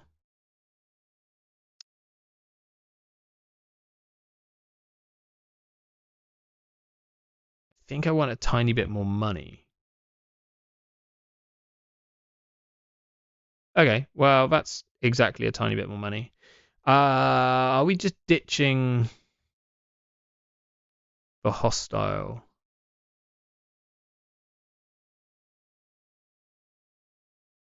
And then here we can put a piece of ice somewhere. I think we might ice up archives. Just so they're not getting like completely free runs on any server. This seems fine. Rumor has it I might do comms on the Friday. Ooh. That is spicy. Odd Radish knows what the score is. So if you're not aware, UK Nats has this like kind of nasty habit of digging up like some absolutely disgusting MBN prison deck. Basically, UK Nats would just be CTM versus Leela or something if it could be.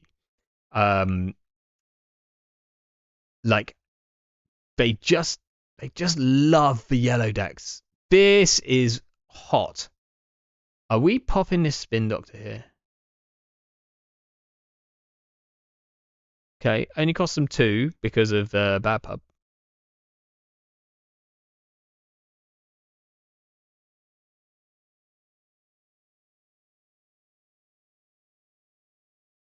Technically cost them more.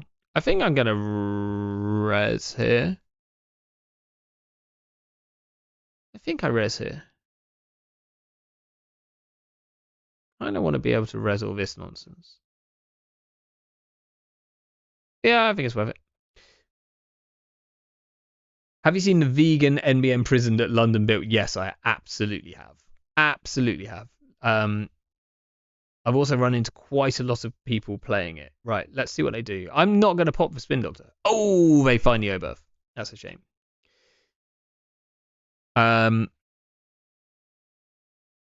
Yeah, it upset me slightly because I'm on Eka and Urban Art Vernissage. Try and get your lat trigger here. But we've actually found the Arasana matchup to be pretty good into it. Oh, here we go. We're challenging the Spin Doctor. Yeah, that makes sense. Oh, I'm kind of tempted to not shuffle this back, but I think I probably should. 2 Spin Doctors out of the game. Yeah, it's just right. So here, I think we double advance the Atlas.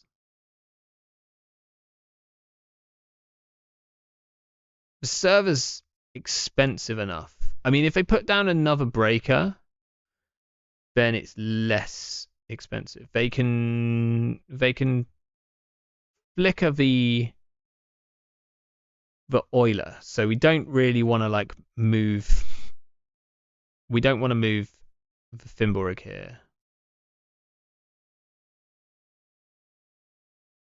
No. No good. There's a chance that we advance the tree line once. Advance tree line once seems okay. And then so we just go for single counter Atlas? Maybe we just go for single counter Atlas. This costs 3, this costs 4, that takes us down to 7. Advancing this would be 8, 9, 10, 11. We'll advance this once.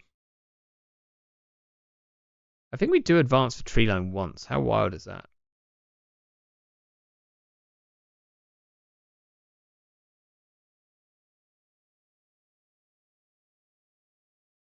Harry should be fine into it, even if you go tag me. Sarum is a nightmare. Yeah. So that's what I found. Like, the fact that, you know, Fasarum isn't an icebreaker is really, really good. And, like, you can still use, like, Kayaban or or the other one, Pikachu. Do I stop this dirty laundry? That feels terrible because then they're going to trick shot me, right? But I'm like quite tempted to pop the border control to stop the dirty laundry. Thinking.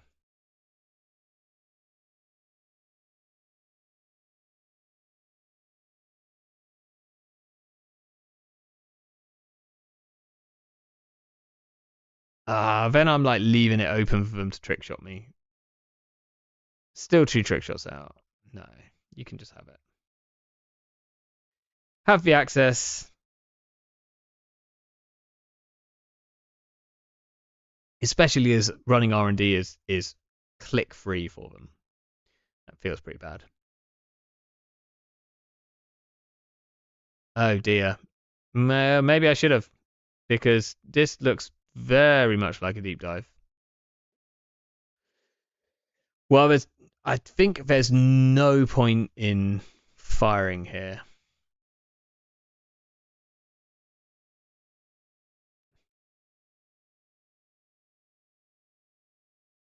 Yeah, I should have popped the border control.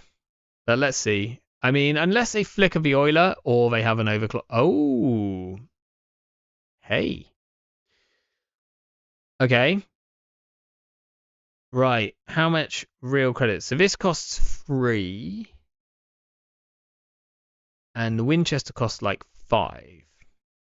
So this costs all their actual. This costs all. Winchester costs all the overclock money, and they kind of have to break it.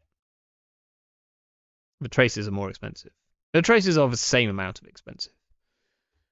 The magnet costs 3. We're going to res it because I think we will actually tax out this single tree line counter is actually going to do enough here to make them like really, really poor.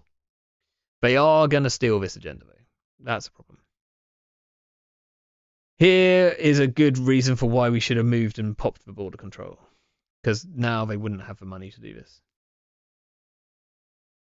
Also, the border control isn't... I guess it's protected against trick shot. That is why I didn't do it, but that's the only thing that it's doing. Okay, they've got to consider that this could be an archer.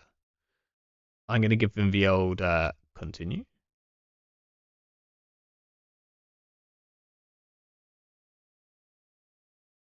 It's nearly an archer. It costs the same to res. If it was an archer, how would they be dealing with that? I think it would hit really hard. And then we'd get like a ton of counters. Fire all. That can't be the same. That can't be cheaper. It's 5. Technically, we could boost here. We should not boost because they have symbol chips. Maybe we should boost. Nah.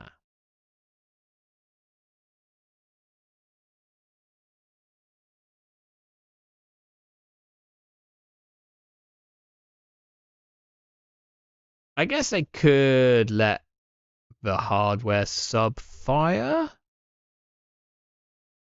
Wow. Just letting me trash. That is hardcore. Well, we're going to do the cleaver so that we force the symbol chip out of you. Here we could boost. Thinking. So they need to bring back the cleaver. So they bring back the cleaver with the symbol chip. And then they need to boost, and break, which is 5 real credits. So here they can spend the 2 credits from the overclock and then have exactly enough to get in. I think we don't boost as much as I want to. But this does like make them very poor. They might just let this fire. Do they just let this fire? They're going to lose almost all their symbol chips. That can't be correct. Yeah, maybe we should have boosted like once there. But this is all their money.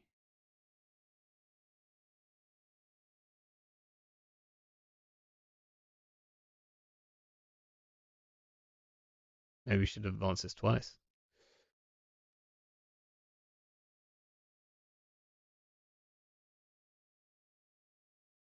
They don't have a sneaky turbine in the bin domain. No.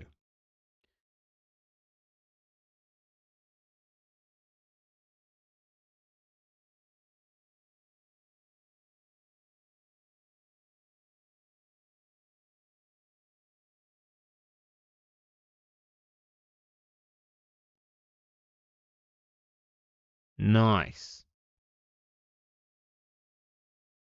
Okay. We might advance Audacity this Atlas, you know? Although we're like out by spin doctors. Swap Fimbulrig.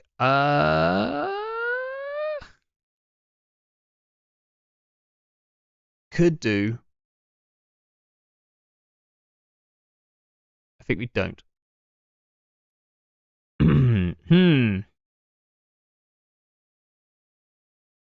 Do we just score without a counter and jam the Rashida? That might be correct.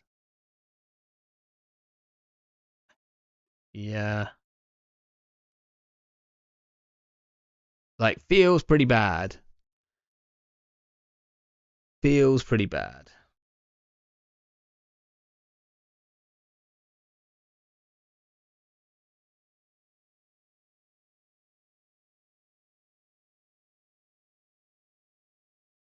Like, maybe advance Audacity was correct there. Atlas with 2 counters. But then we're really poor. Yeah, I think the Rashida's correct.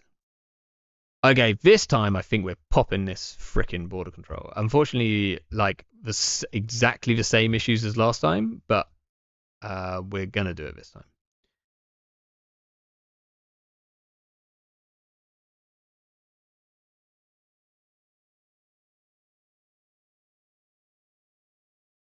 Because the border control's not doing much on R&D. Really. It's kind of stopping the deep dive, but like not very well.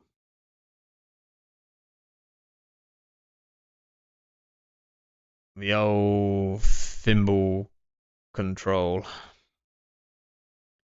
Oh, rude. That's the reason why we don't do this. I mean, we did say the Rashida was needed. That was clickless as well. Gross.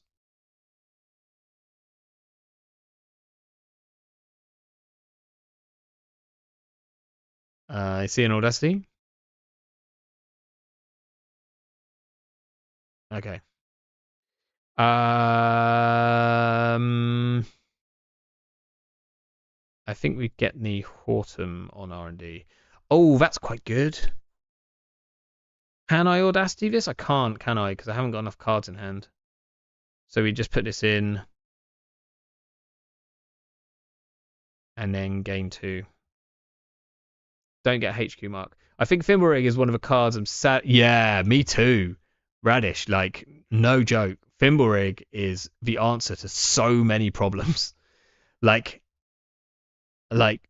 you having problems with Bankar, Fimbulrig. You're having problems with like Inside Job and Mercury, Fimbulrig. You're having like just anything. You poor and Jinteki and like Fimbulrig. Do you want to do nonsense in Ob? Fimbulrig. It's so good in so many places.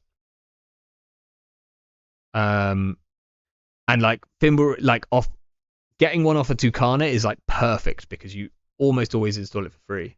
Is it just me or is this stream blank on Twitch? Oh, I don't know, but interestingly, everyone today seems to be viewing on YouTube.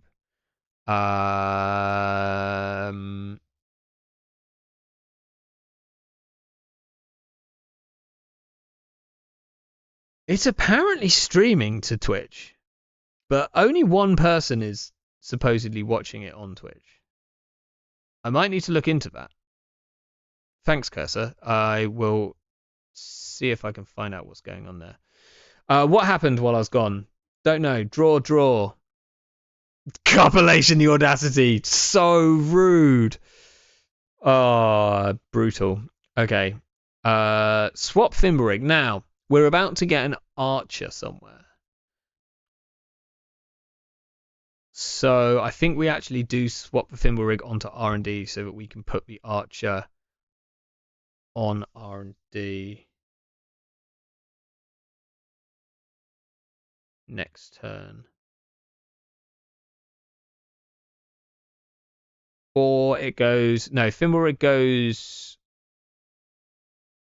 where the magnet is.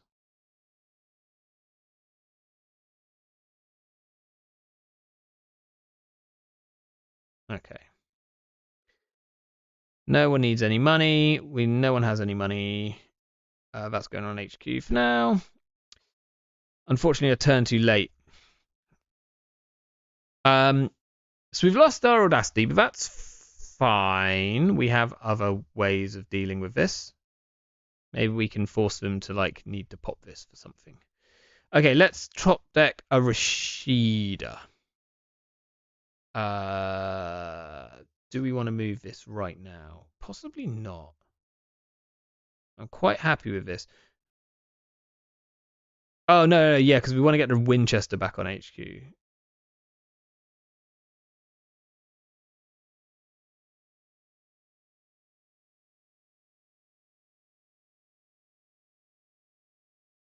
We just have to take 3 here, unfortunately. But next time we move Winchester back onto HQ, we've then got like our ice in a pretty reasonable position. I don't think they can deep dive us this turn. They possibly can if they flicker the Oiler because they break all of this for nothing. And if they realise that, then we're probably in trouble.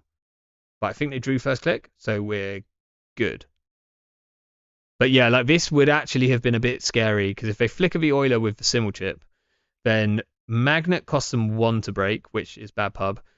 Horsem costs them 2 to break, which is mainly bad pub, and Fimbulrig would be 3. As in 0 to break. I thought I had a Chrysium in this deck. I do not have a Chrysium in this deck. Could be an issue. Okay.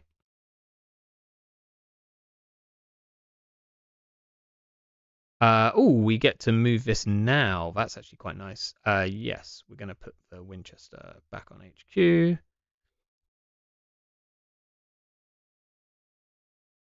And then we might try and get this... I think we try and get this tree line possibly on R&D, you know?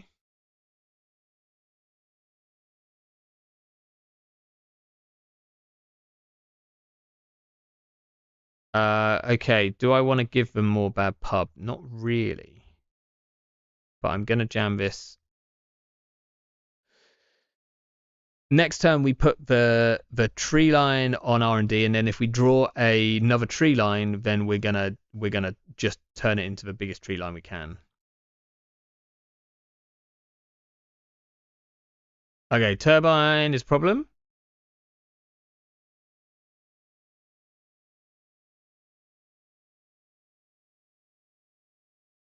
Means that they break our Winchester for 2 real credits now. Okay, so now we can swap this. That's quite nice. They could run this server now. Oh, that's a problem. What do we get here? Rashida seems good. Or border control. I think we get the border control.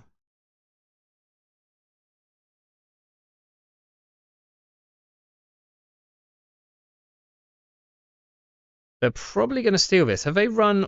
They can. I think we might lose the deep dive here. I think we might lose the deep dive.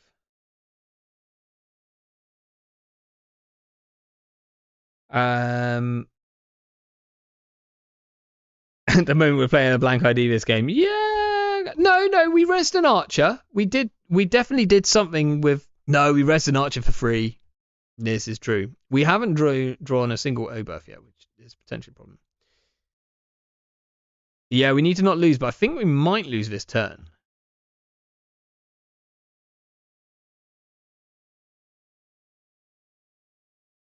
That's the best place for it right now.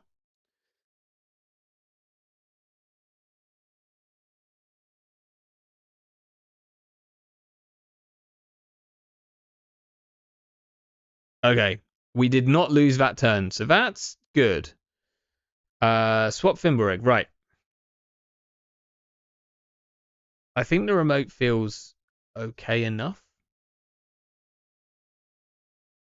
And I think I want this here so I can pull across the border control at some point. So no.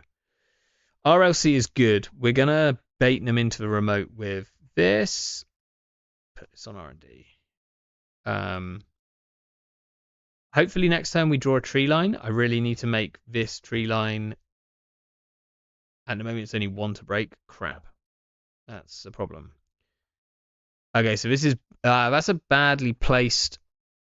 We need to put the archer here. We need to put the archer where the tree line is. I'd rather boost the tree line. So maybe we should have done the RLC this turn to find a tree line, to boost the tree line.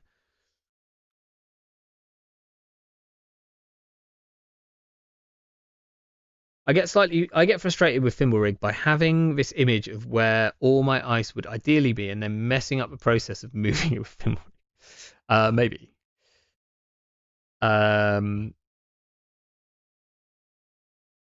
Like I just think it's like a truly fascinating piece of ice. Like it lets you get yourself. This doesn't look good for me. To me. Oh. Yeah. Yeah, we lose this turn, unfortunately.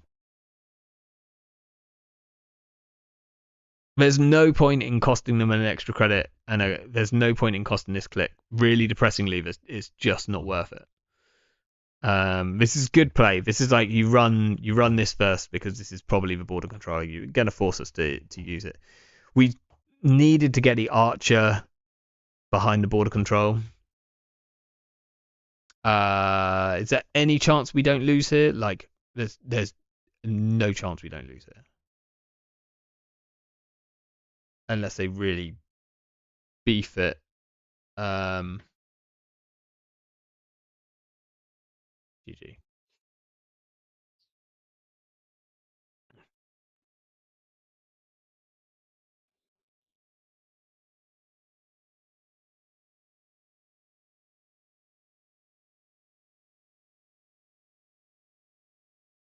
Maybe they've even got a double. Thanks for the game.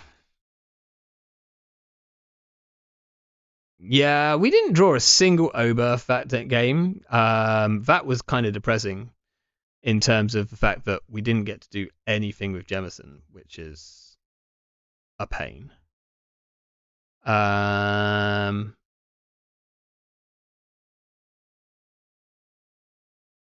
Do we want to put a whatchamacallit in here?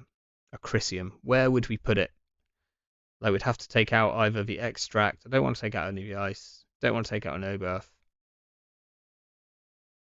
Is it better than the second Tucana? Hard to say. Like the Tucana helps us with Hermes so much.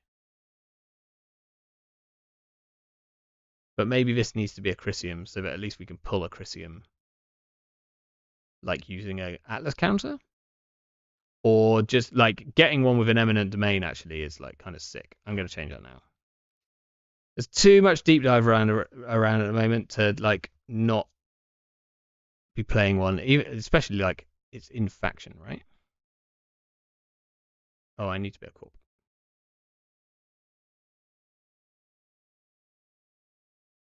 Yeah, that was never going to be a deep dive whiff. I don't think there was like no chance.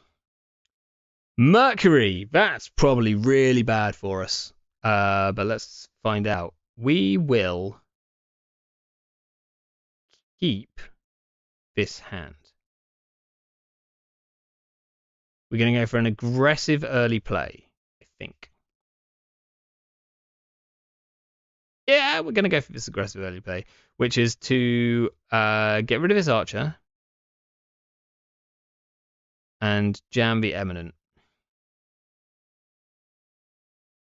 Good chance they. Let's hope for a deep dive ban. Hey, Cactus Glab. Oh, that's quite bad for us. We've just got rid of one Tucana. Okay, that's all right. Oh, that's bad. Okay, that's fine. Do we want to res this just so that we've got a resed piece of ice? No. Go ahead.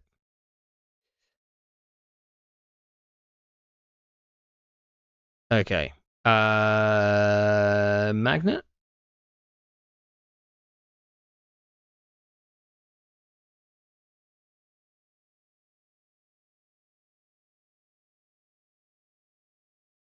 That'll do. We know that the next card on R&D is safe. Oh, this one's on diversion of funds. Fine.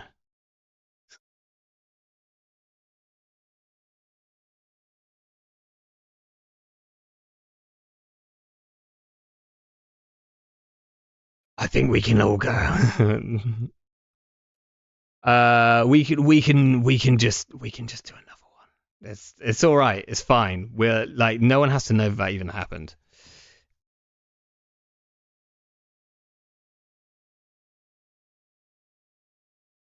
In fact, if anyone asked, it didn't happen. I can just edit it out of the stream.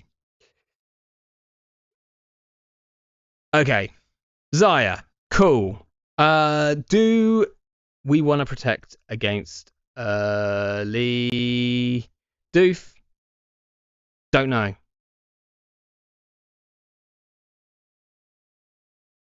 I'm going to keep this because it's got an eminent and it's got a Rashida, and we'll decide based on what we draw. We draw on Oberth.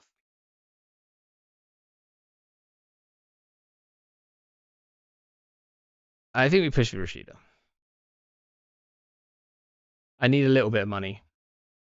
I don't think they have Doof. Most 40 card Zayas don't have Doof, or they'll have a single Doof. That is, we're putting a lot onto that fact.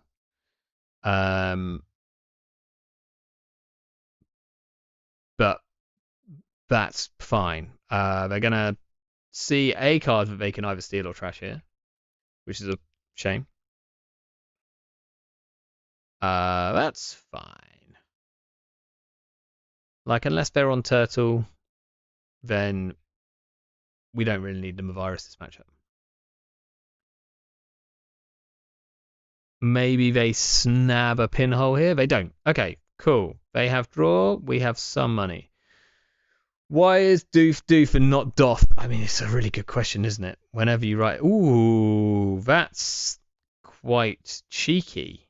Okay, right. So we've got Winchester for HQ. Don't have much money here. So I think we might need to play the extract for just for money. We'll put this on HQ. So we've got everything that we kind of need for next turn. Well, we need like we will not trash card. So we need to score this eminent, and then we can fast advance out of this basalt by the next turn. Oh, that's like quite bad for us. I don't think I want to res this Winchester.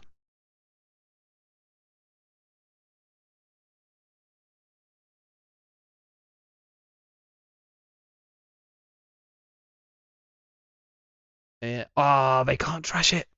They can't trash it. They don't have the money. But now, I mean, the correct thing is probably to go back.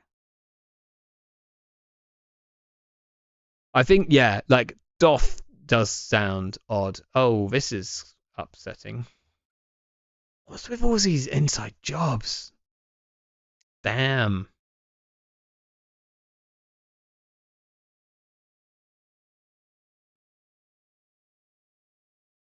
Okay, they have money. Oh, that's not great for us. We'll draw one. Okay. We'll put this in server one. And we'll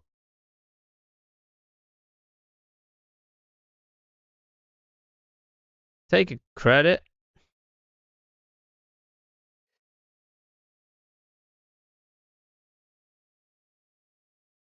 With some luck, but we got rid of them. Well, we got rid of one of them. I was going to say if we could draw exactly our Tucana next turn, and then oh dear, we kind of do need to draw exactly our Tucana. This is fine. Most of the agendas are already out of the game.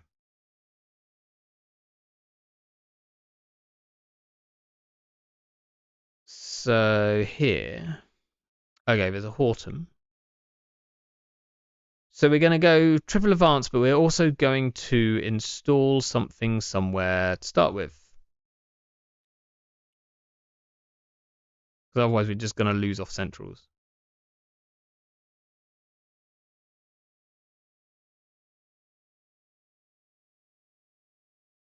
So as much as I like the idea of being able to fast advance out here, I think what we're actually going to do is we're going to go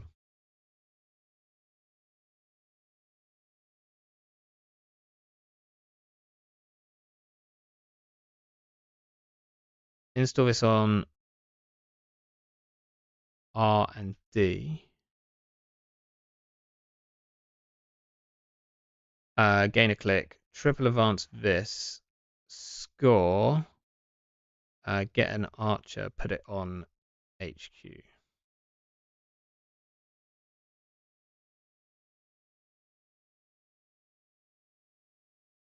It's like a slightly...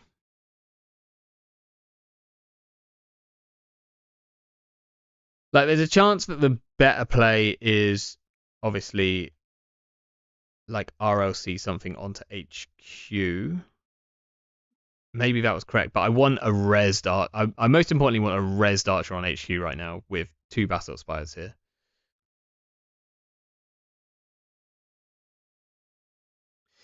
I guess maybe better would have been RLC the Oberth into server 1. Oh, this could be a problem. Got a lot of agendas. How fast can we fast advance out is the real big question. And is it faster than they can find their breakers?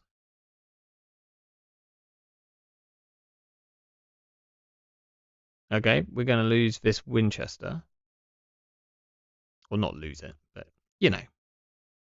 It's gone. For now. Chrysium. That would have been a Tucana if we were braver. Let's put this in server 2. If we put the Archer on R&D, then we want to put the Basalt in, which feels incorrect. So I think we just put this on R&D. We'll put the Chrysium on HQ. We might be able to like stump a legwork or something with it, which would absolutely lose us a game right now if that happened.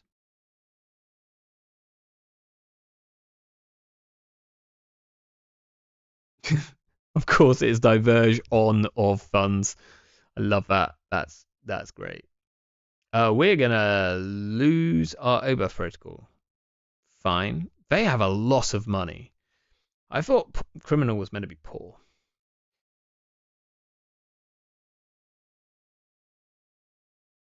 Okay. Fine. This is all fine. We maybe go like Archer into Basalt Spire here. That's certainly no good to us.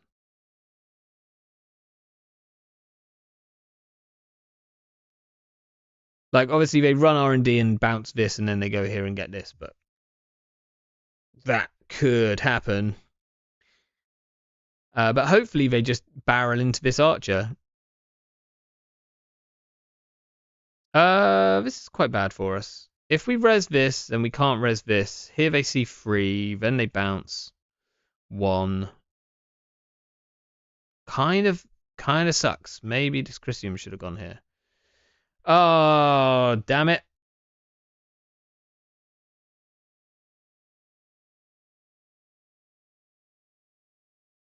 Criminal is poor when they start spending money on bad icebreakers. Yeah, we haven't really forced them to... Oh, there's our Tucana.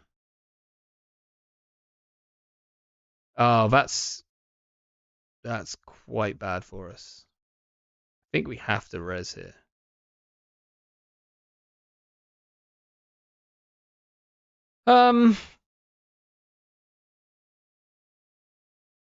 It's quite bad for us. I'm going to put the counters on the tree line. Because they're getting in. Like, they're getting in no matter what. Yeah, Resident Advanced Tree Line is definitely like the only play here. But we're just gonna be like out of this game, unfortunately.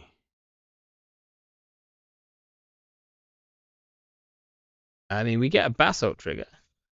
What are we pulling here? The Rashida? Probably the Rashida.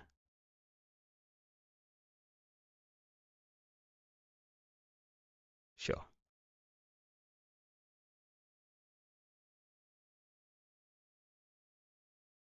Okay, Magnet is the only ice which they can't break, which we can afford to res. That's kind of funny.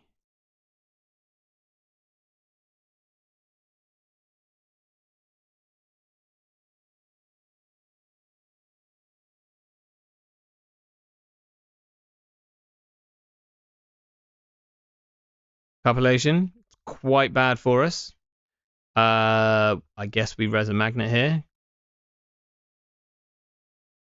Like, how do we just instantly lose here to anything?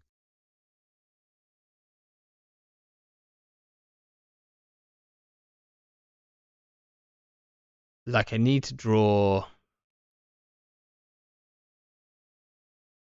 I don't know, extract plus a spin, something like that. I mean, they're paying 8 to go in here, so like maybe that's good for us. Oh, we just lose to twinning. Wow, this like I like this Jemison deck. It's done me well, and it has done terribly on stream today. Like really badly. What's the time? I'm gonna do one more. I'm gonna do one more. Woo Tube live. Maybe I did make some changes, but they felt like correct changes.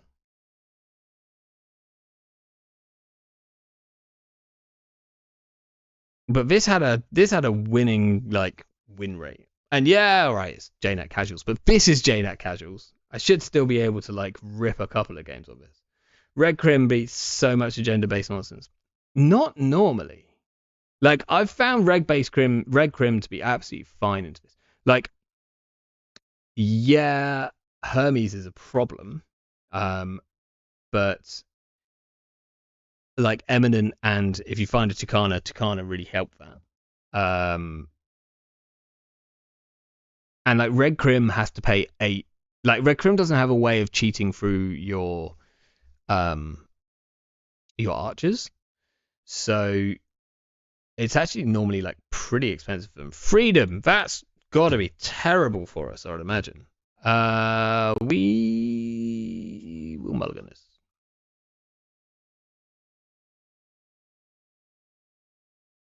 We got a Thimble Rig, which is probably quite bad against Freedom. Hortum is better. Don't think the Chrysium will do anything. So I think we trash for Chrysium and we just ice up Centrals. Let's put this on HQ. We'll put this on R&D. There's a chance that they're just on Audrey and Horton becomes pretty relevant. Yeah, changing to the incorrect version is the other option. Like definitely. Like basically I used to be on Keiko. Okay, that's pretty normal for Freedom nowadays. I was playing against a Lou that was on Carnival earlier, and like maybe are we in like Carnival gaming territory yet? Okay, this is like a ton of money for Freedom. Okay, this is like a decent start. If we can find a free one or a 2-1, there's a free one. Now we just need some ice, please. That is ice. We could try jamming behind border control. Wait, did we have enough? Maybe we could have just RLC'd the border control and jammed the eminent. It's asking quite a lot, isn't it? That is quite bad for us. I think we do res the thimble rig if they run, just so we can move it around. Okay. I think we can push here. It's risky, but I think it's worth it. Border control is not particularly great against anything that Freedom's doing. But at the very worst, they steal the eminent and we Tucana out a magnet to grab this Botulus. I am going to res it because I like having a thimble rig resed, and I think it's got a Botulus on it now. It's not going to have a Botulus on it for long. We will definitely not swap that thimble rig.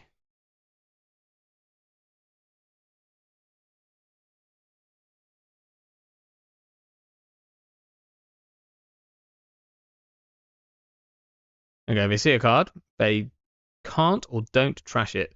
That's bad into thimble rig. Very bad. Are they going to run here? Okay, we might have to res and pop.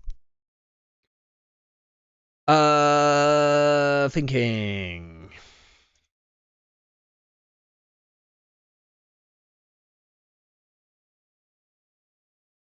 I think we res and pop because it's worth trading a border control for a free archer.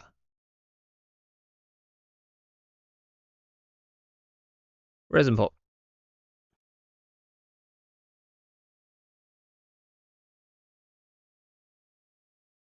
As much as like a free archer is not going to hang around for very long.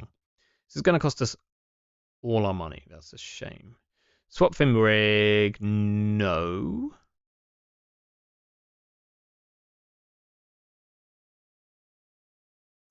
They're going to be able to run HQ like a beast.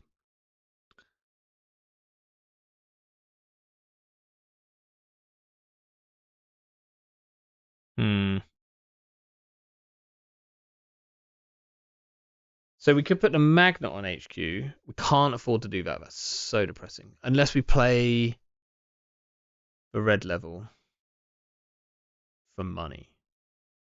Yeah, I think like that's correct. How bad does that feel? Gain 2, gain a click. Res. Oh no, we don't. We can just put the archer on HQ. Wait. Actually, I may not play the RLC if that's okay.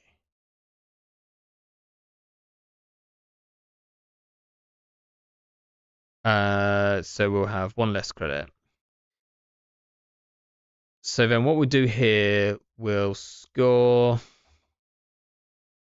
doing Tucana to get the magnet on server 1, hosting this, and then getting the archer on HQ.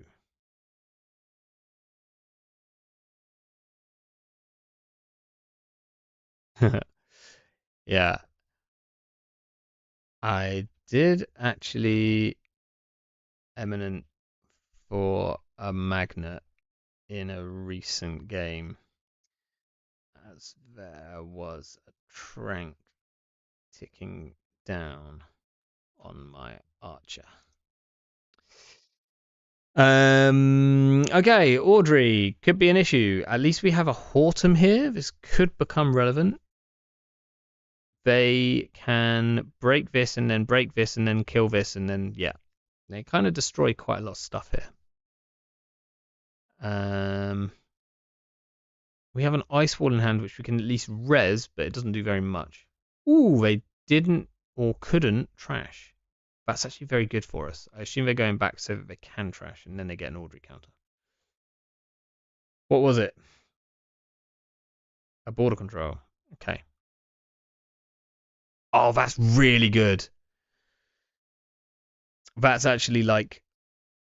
Oh, no, we can't afford to score it. We can't do anything with it.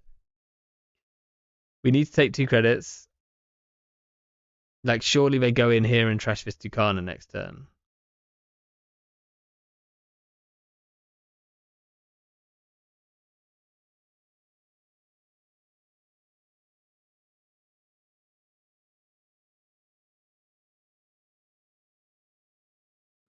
Like, I don't see why they would. Oh, they don't have any cards in hand.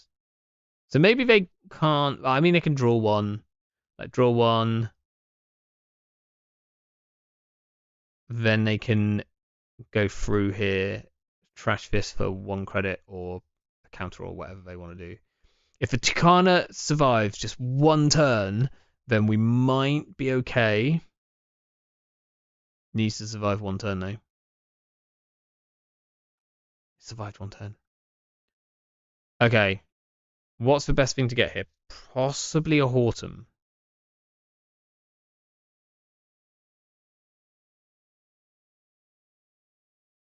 Hostile.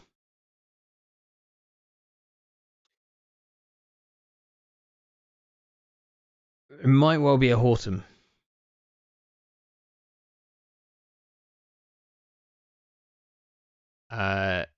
You may not. If it's a Hortum, where do we put it? I think we might want to protect the server.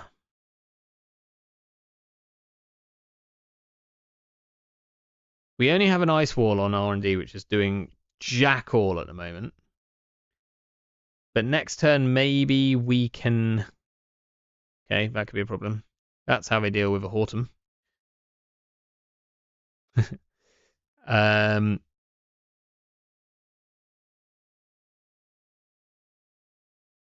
This is going to get them leech counters. And then I assume they're tearing. Are they tearing this down or are they going for the archer?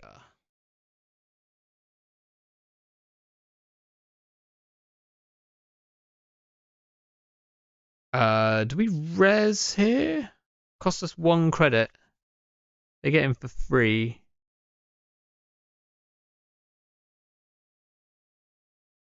I think we don't res.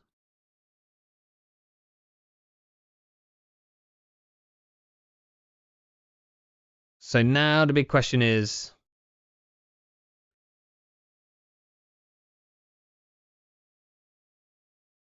do we fast advance out for a big Atlas?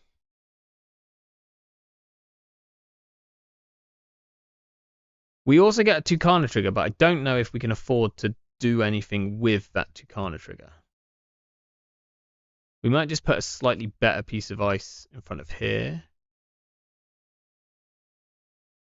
The Oberth, this costs 3 to do. Oh, we might actually not get a Tucana trigger here because we're just a credit short of doing so. Like we don't have anything that we could res.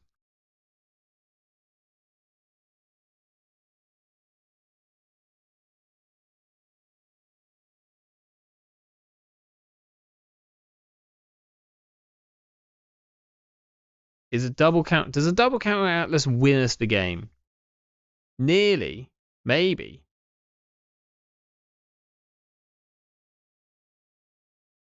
What if we just do a single counter Atlas? Then we could get a Tucana trigger. Right, we install the Oberth just normally without the RLC.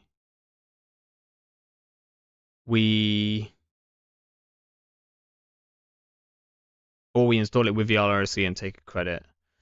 Still thinking.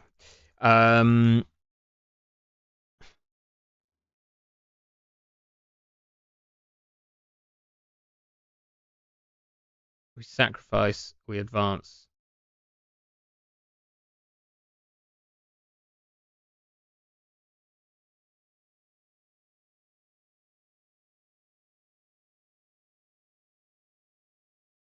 We install it normally. Then we install the Atlas. It gets 2 counters. It'll have 4 counters. Yeah. Let's. Is this ice wall going to do anything at any point ever? Probably not.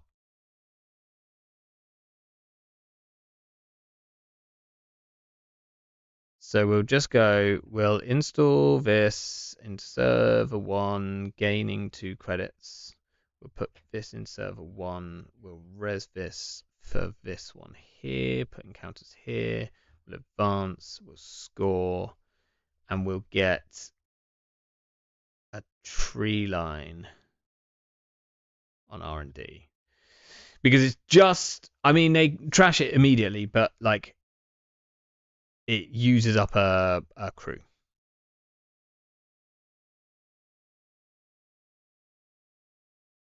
We could technically get to 5 points next turn. We're then like 1 combo away from winning. How we hold all the cards in hand which we need for that kind of a combo, I do not know. We could Atlas for a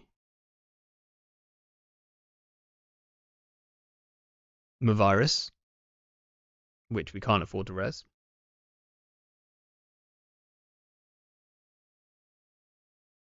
And I assume they probably don't barrel into this Archer without a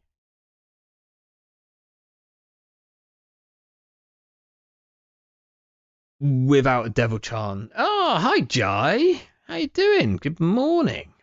So any way we can give this a ton of counters? No. Jet lag. Oh, brutal. Yeah, I feel for you. Okay,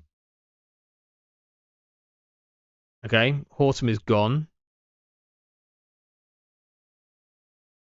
This one they just break. Unfortunately, they get a ton of counters off this. They'll have 4 Audrey counters, which is like a lot.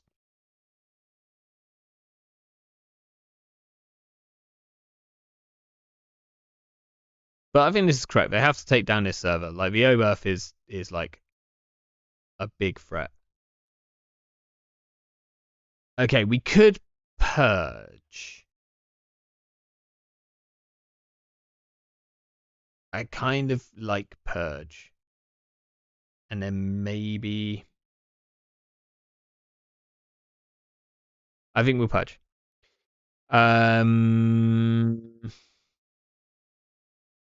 Because maybe we can stick this Rashida next turn. Ironically, we now want the ice wall back. That's quite funny.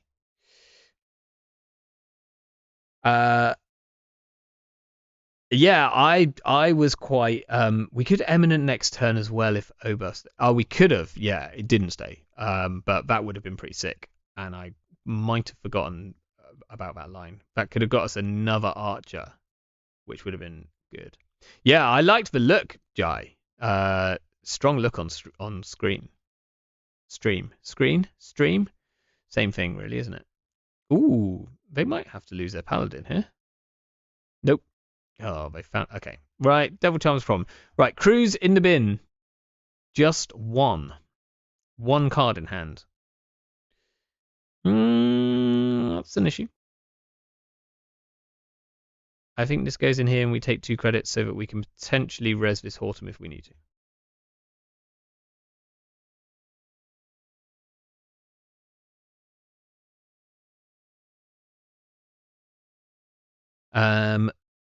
If we draw into...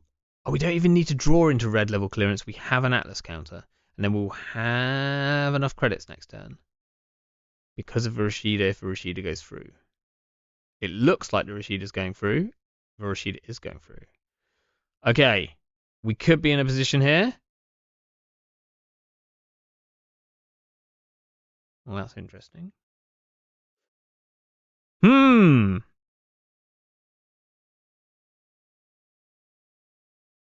What do we do here?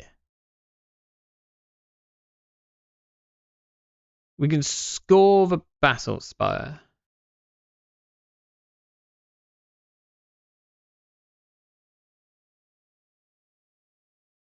It leaves HQ very open, assuming they can find a crew.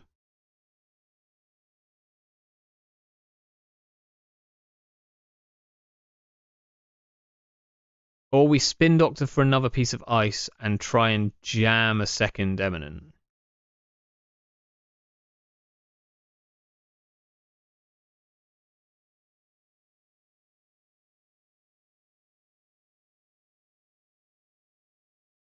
We're going to spin dock for another piece of ice. We did not draw another piece of ice. It looks like it's jam a virus and take a credit. Or we put this Pharos out. Wow. That was quite a whiff. I think we need to throw 2 of these in the bin. So let's put the virus in 1. Oh, it's really bad though because they can trash it and then they get Audrey counters. So I think we put the virus on HQ and then take a credit. Throwing out these 2 agendas. Next turn, we kind of have to push this Basalt Spire, I think.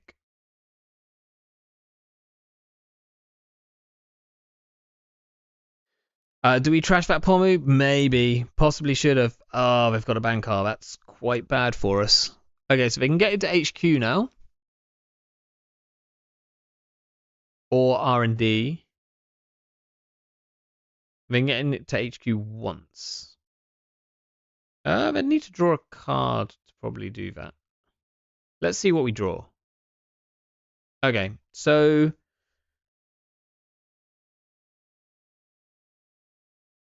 we might try pushing the Eminent here. I think we try pushing the Eminent, because then I can take money.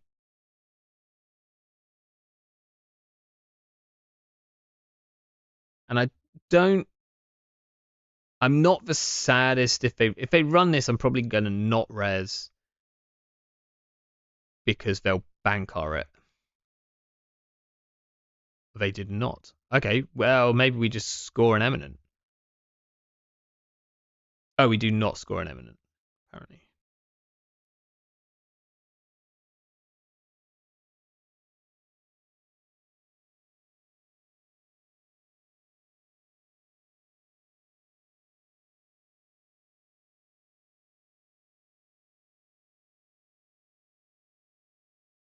It wasn't something they could trash.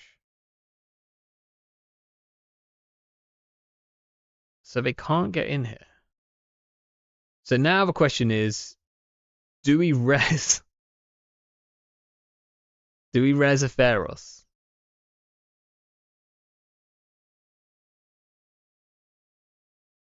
Oh, they should have ran Archives first. Yeah, maybe. We don't even have to. Go on, don't challenge it. Don't challenge it. Don't challenge it. Don't challenge it. Don't draw an archer. Don't draw an archer.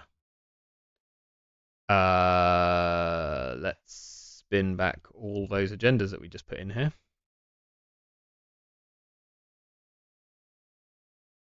Okay, don't draw an archer. I mean, that's not an archer. At least we have this Mavirus, eh? Okay, we're on 4 points.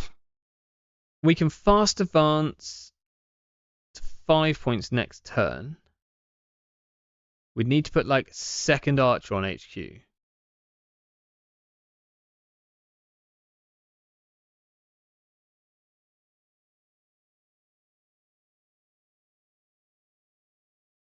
I think we go archer. I don't think we can put second archer on HQ. It reeks of exactly what it is, which is that we're flooded to all hell. But this is possibly fine. We can fast advance this Basalt Spire next turn as long as they don't hammer HQ.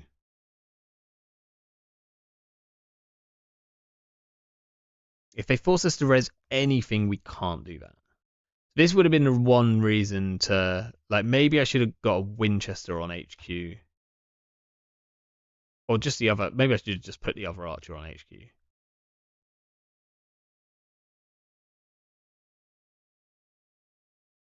That probably, well, we'll see. They look like they're not running HQ this turn, so that's good for us. Okay, fine. Bit of setup.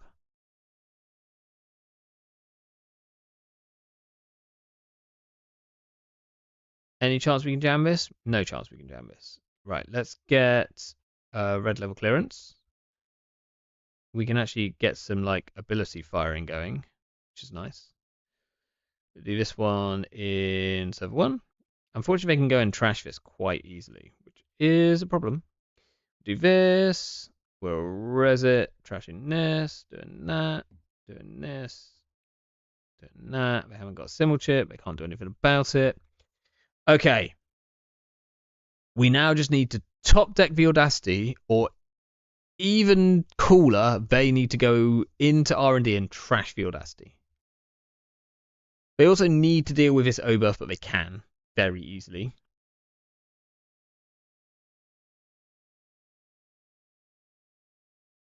But if they trash the O-buff, well, even if they don't, we can win with an O-buff next turn, right? Yeah, I think we can win next turn. If they don't rip the Atlas from HQ, I think we win no matter what. That's quite cool.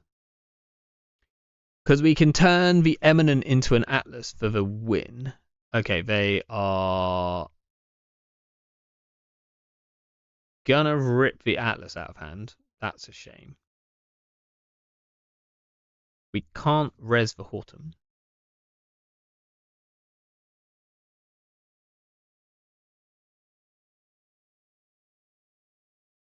Oh, they hit number virus first. Oh, they did steal the Atlas. Brutal. Absolutely brutal. They're going to go back. They steal the Eminent Domain as well. They're going to go back again, and they're going to trash the Rashida. Okay. We could just top deck any agenda apart from a Basalt Spire, and we win. Right? In fact, can we win?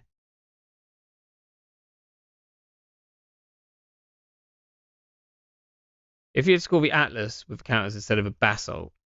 Yeah, but then we're less close to winning. Okay.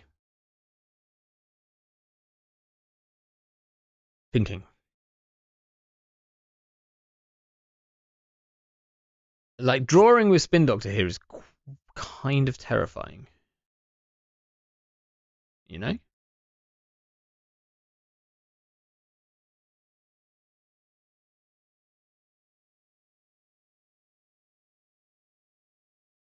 But we could draw into exactly a hostile and then we just win.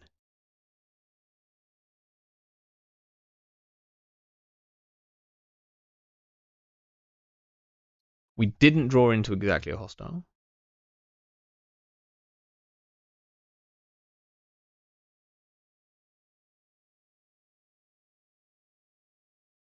We might gain a credit. I want to tree line this Hortum.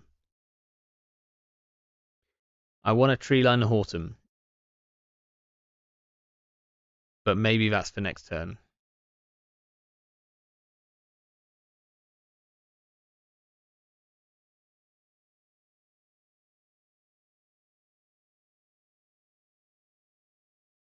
Like, if we tree line Hortum,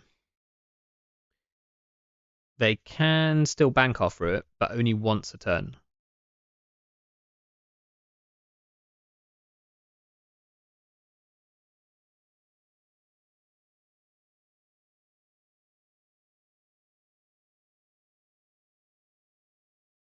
Okay, they're trashing the hedge fund, which is actually quite good for us.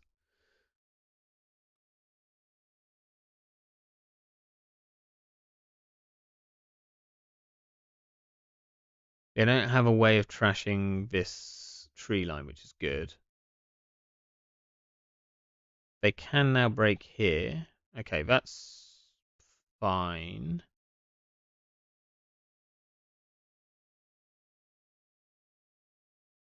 The boomerang will get them through the triple advanced Horton.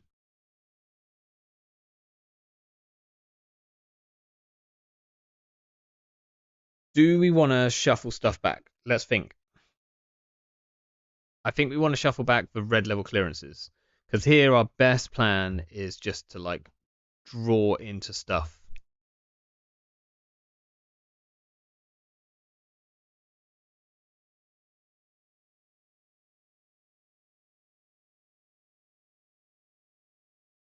A bit risky doing this, but I'm going to go for it. I'm going to go red level, red level. Okay, can we score this now? No, because the O-buff's gone. We actually potentially had a line where we could have gone install, advance, pull back an O-buff, install the O-buff.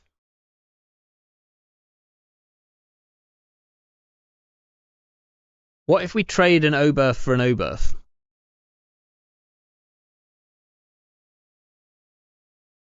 Kind of dumb, right? But if we don't, then they steal it from our hand. Wait, do we... Oh, no, because I wouldn't have known that I could have done it. So I'd have needed to use Basalt on their turn to get one of the pieces back, thinking. We can trade... Install. Oh no, do we just win here? Oh, we do just win, right? I think so.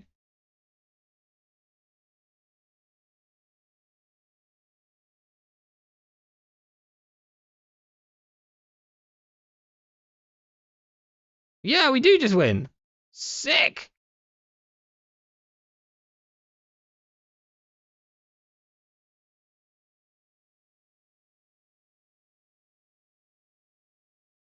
Why did you use your Atlas counter early, though? I needed the RLC to score the Basalt.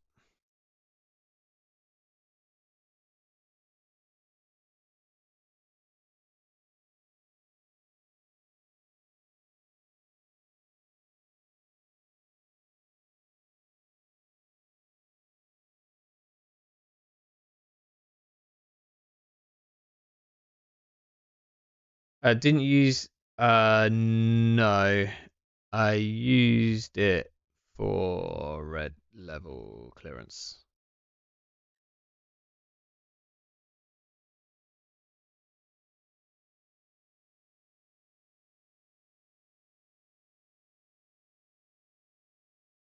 Maybe it just came up in the chat log. Weird. Cool. Okay. Thank you. Right.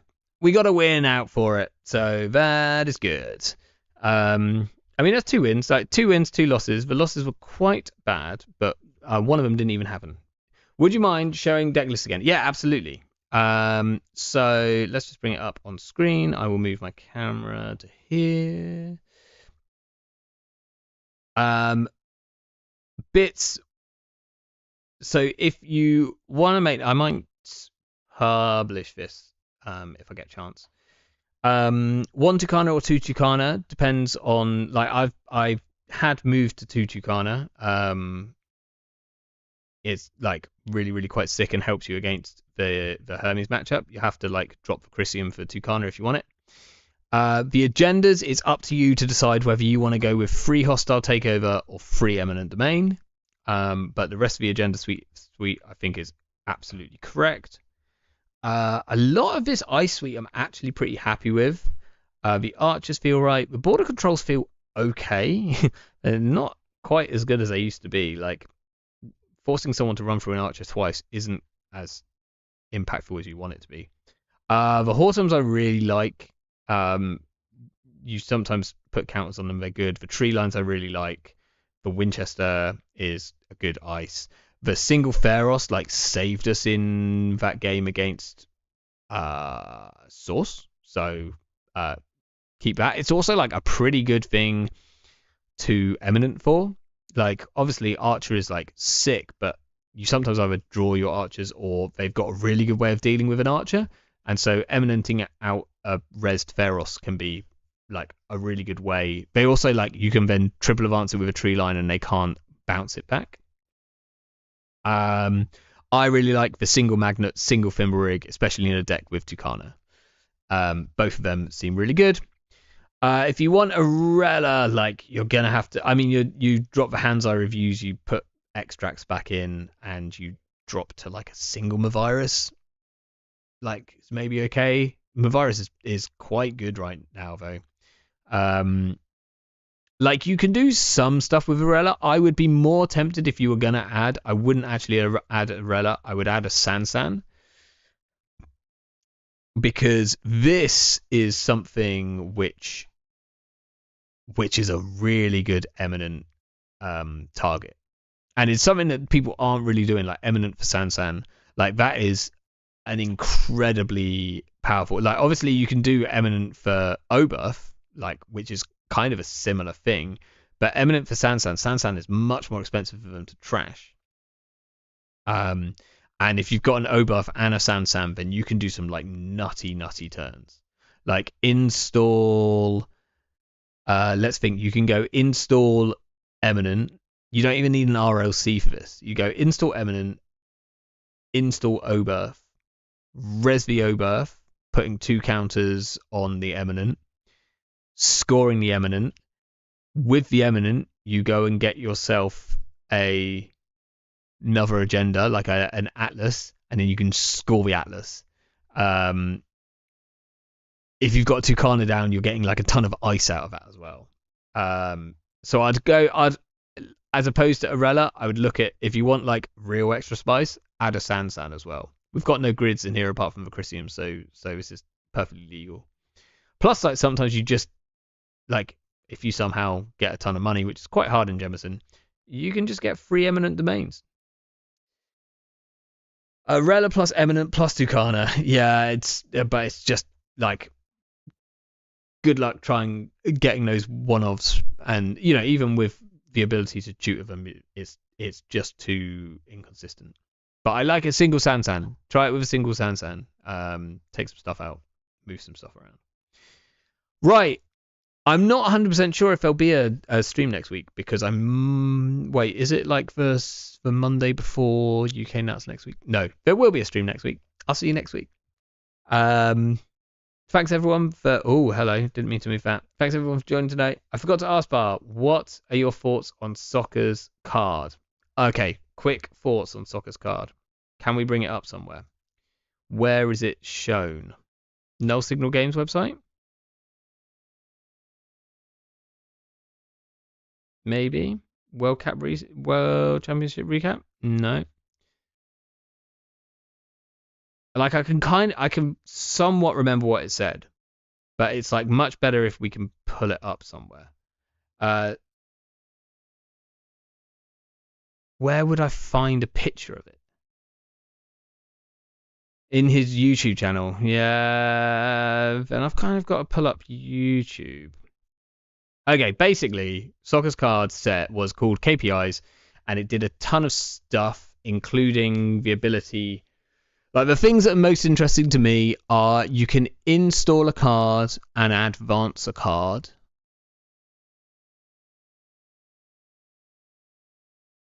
With the same click. So to me, that's a Mirror Morph card. And that's what I'm going to be doing with it. I'm going to be playing 3 of them in Mirror Morph. Like, I'm sure it probably does stuff in like Wayland Glacier. That's kind of what it's built for, but I don't like to use cards for what they're built for. So I'll be putting it in Mirror Morph. Maybe like like it could be kind of sick in Atea in terms of like just getting a ludicrous amount of tempo. So I might have to try it like that. But yeah, for me it's like something which I'll probably play around with, but I'll play around with it in jank builds. I'm not totally sure. Like if you look at Soccer's build, like for Worlds, for instance, which is probably the best example of a Wayland Glacier archetype, I don't see where you find slots for that. Like it definitely helps you. It will definitely help you score out 5-3s, which is slightly worrying. But it could also be pretty good with like Tucana, like the tempo which you'd get off like you can install an ice, install the agenda, advance the agenda, install a Tucana, like that kind of a turn. If you're going for like maybe BTL, then you don't get the BTL credit. I don't know. I'm like unsure. I just want to use it in jank. I don't see how it fits into Wailing Glacier currently. There's definitely some wage worker combos. Yeah. Like I mean that's like path of the course. Anything which you can do with Mirror Morph. But is it install a card or is it install an ice? Like quite specifically ice. So I think it's a bit tricky. Like you could still use it for wage worker combos.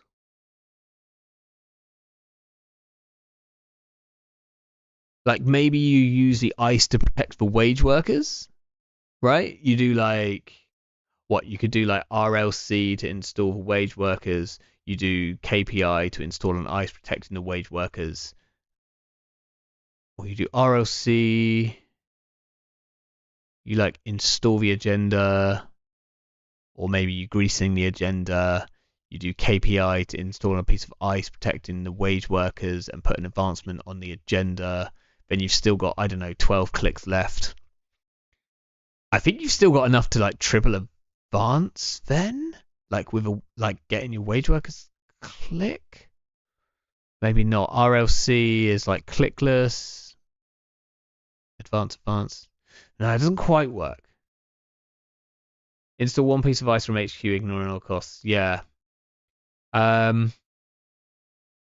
Yeah, it's like there is a combo there, but like I don't know if it's better than what you can already do. Like I don't know if it's better than greasing the palm. For just like doing nonsense with wage workers. Just because like using it to gain an advancement with like is good. Like that's definitely good in a wage workers fashion, but there's already cards which you can do that with. So I don't see like a massive amount of benefit other than maybe just getting the credits back. But yeah, like maybe someone will do something nonsense with it in Isuak. Get on it, Wenjong. But yeah, I'll be trying it in Mirror Morph. I think that's what I want to do. Oh, Silent Arms has sent it to me on Discord, which is here. Yeah, Razar, can I bring this up on screen without like massively messing things up? Let's quickly see if I can do this. If I just go to here, Discord. Oh, that didn't work. That didn't work. No, it didn't like that at all. Now I can't get anything back. Okay, I've broken WooTube. Classic end to the stream. It's alright. But yeah, I think like mirror. If you're doing ridiculous stuff with it, it's going to be in Mirror Morph. And I think everything else is going to be trickier to do. But we'll find out. I'm sure someone will come up with some nonsense with it. With 2 Hollow Men on board and a Powers of B trigger. Yeah. That's all you need. Right. Thank you, everyone. Really nice to see you all tonight. I will see you next week, and then in a few weeks, I will see you for the stream of UK Nats, which will be on this channel.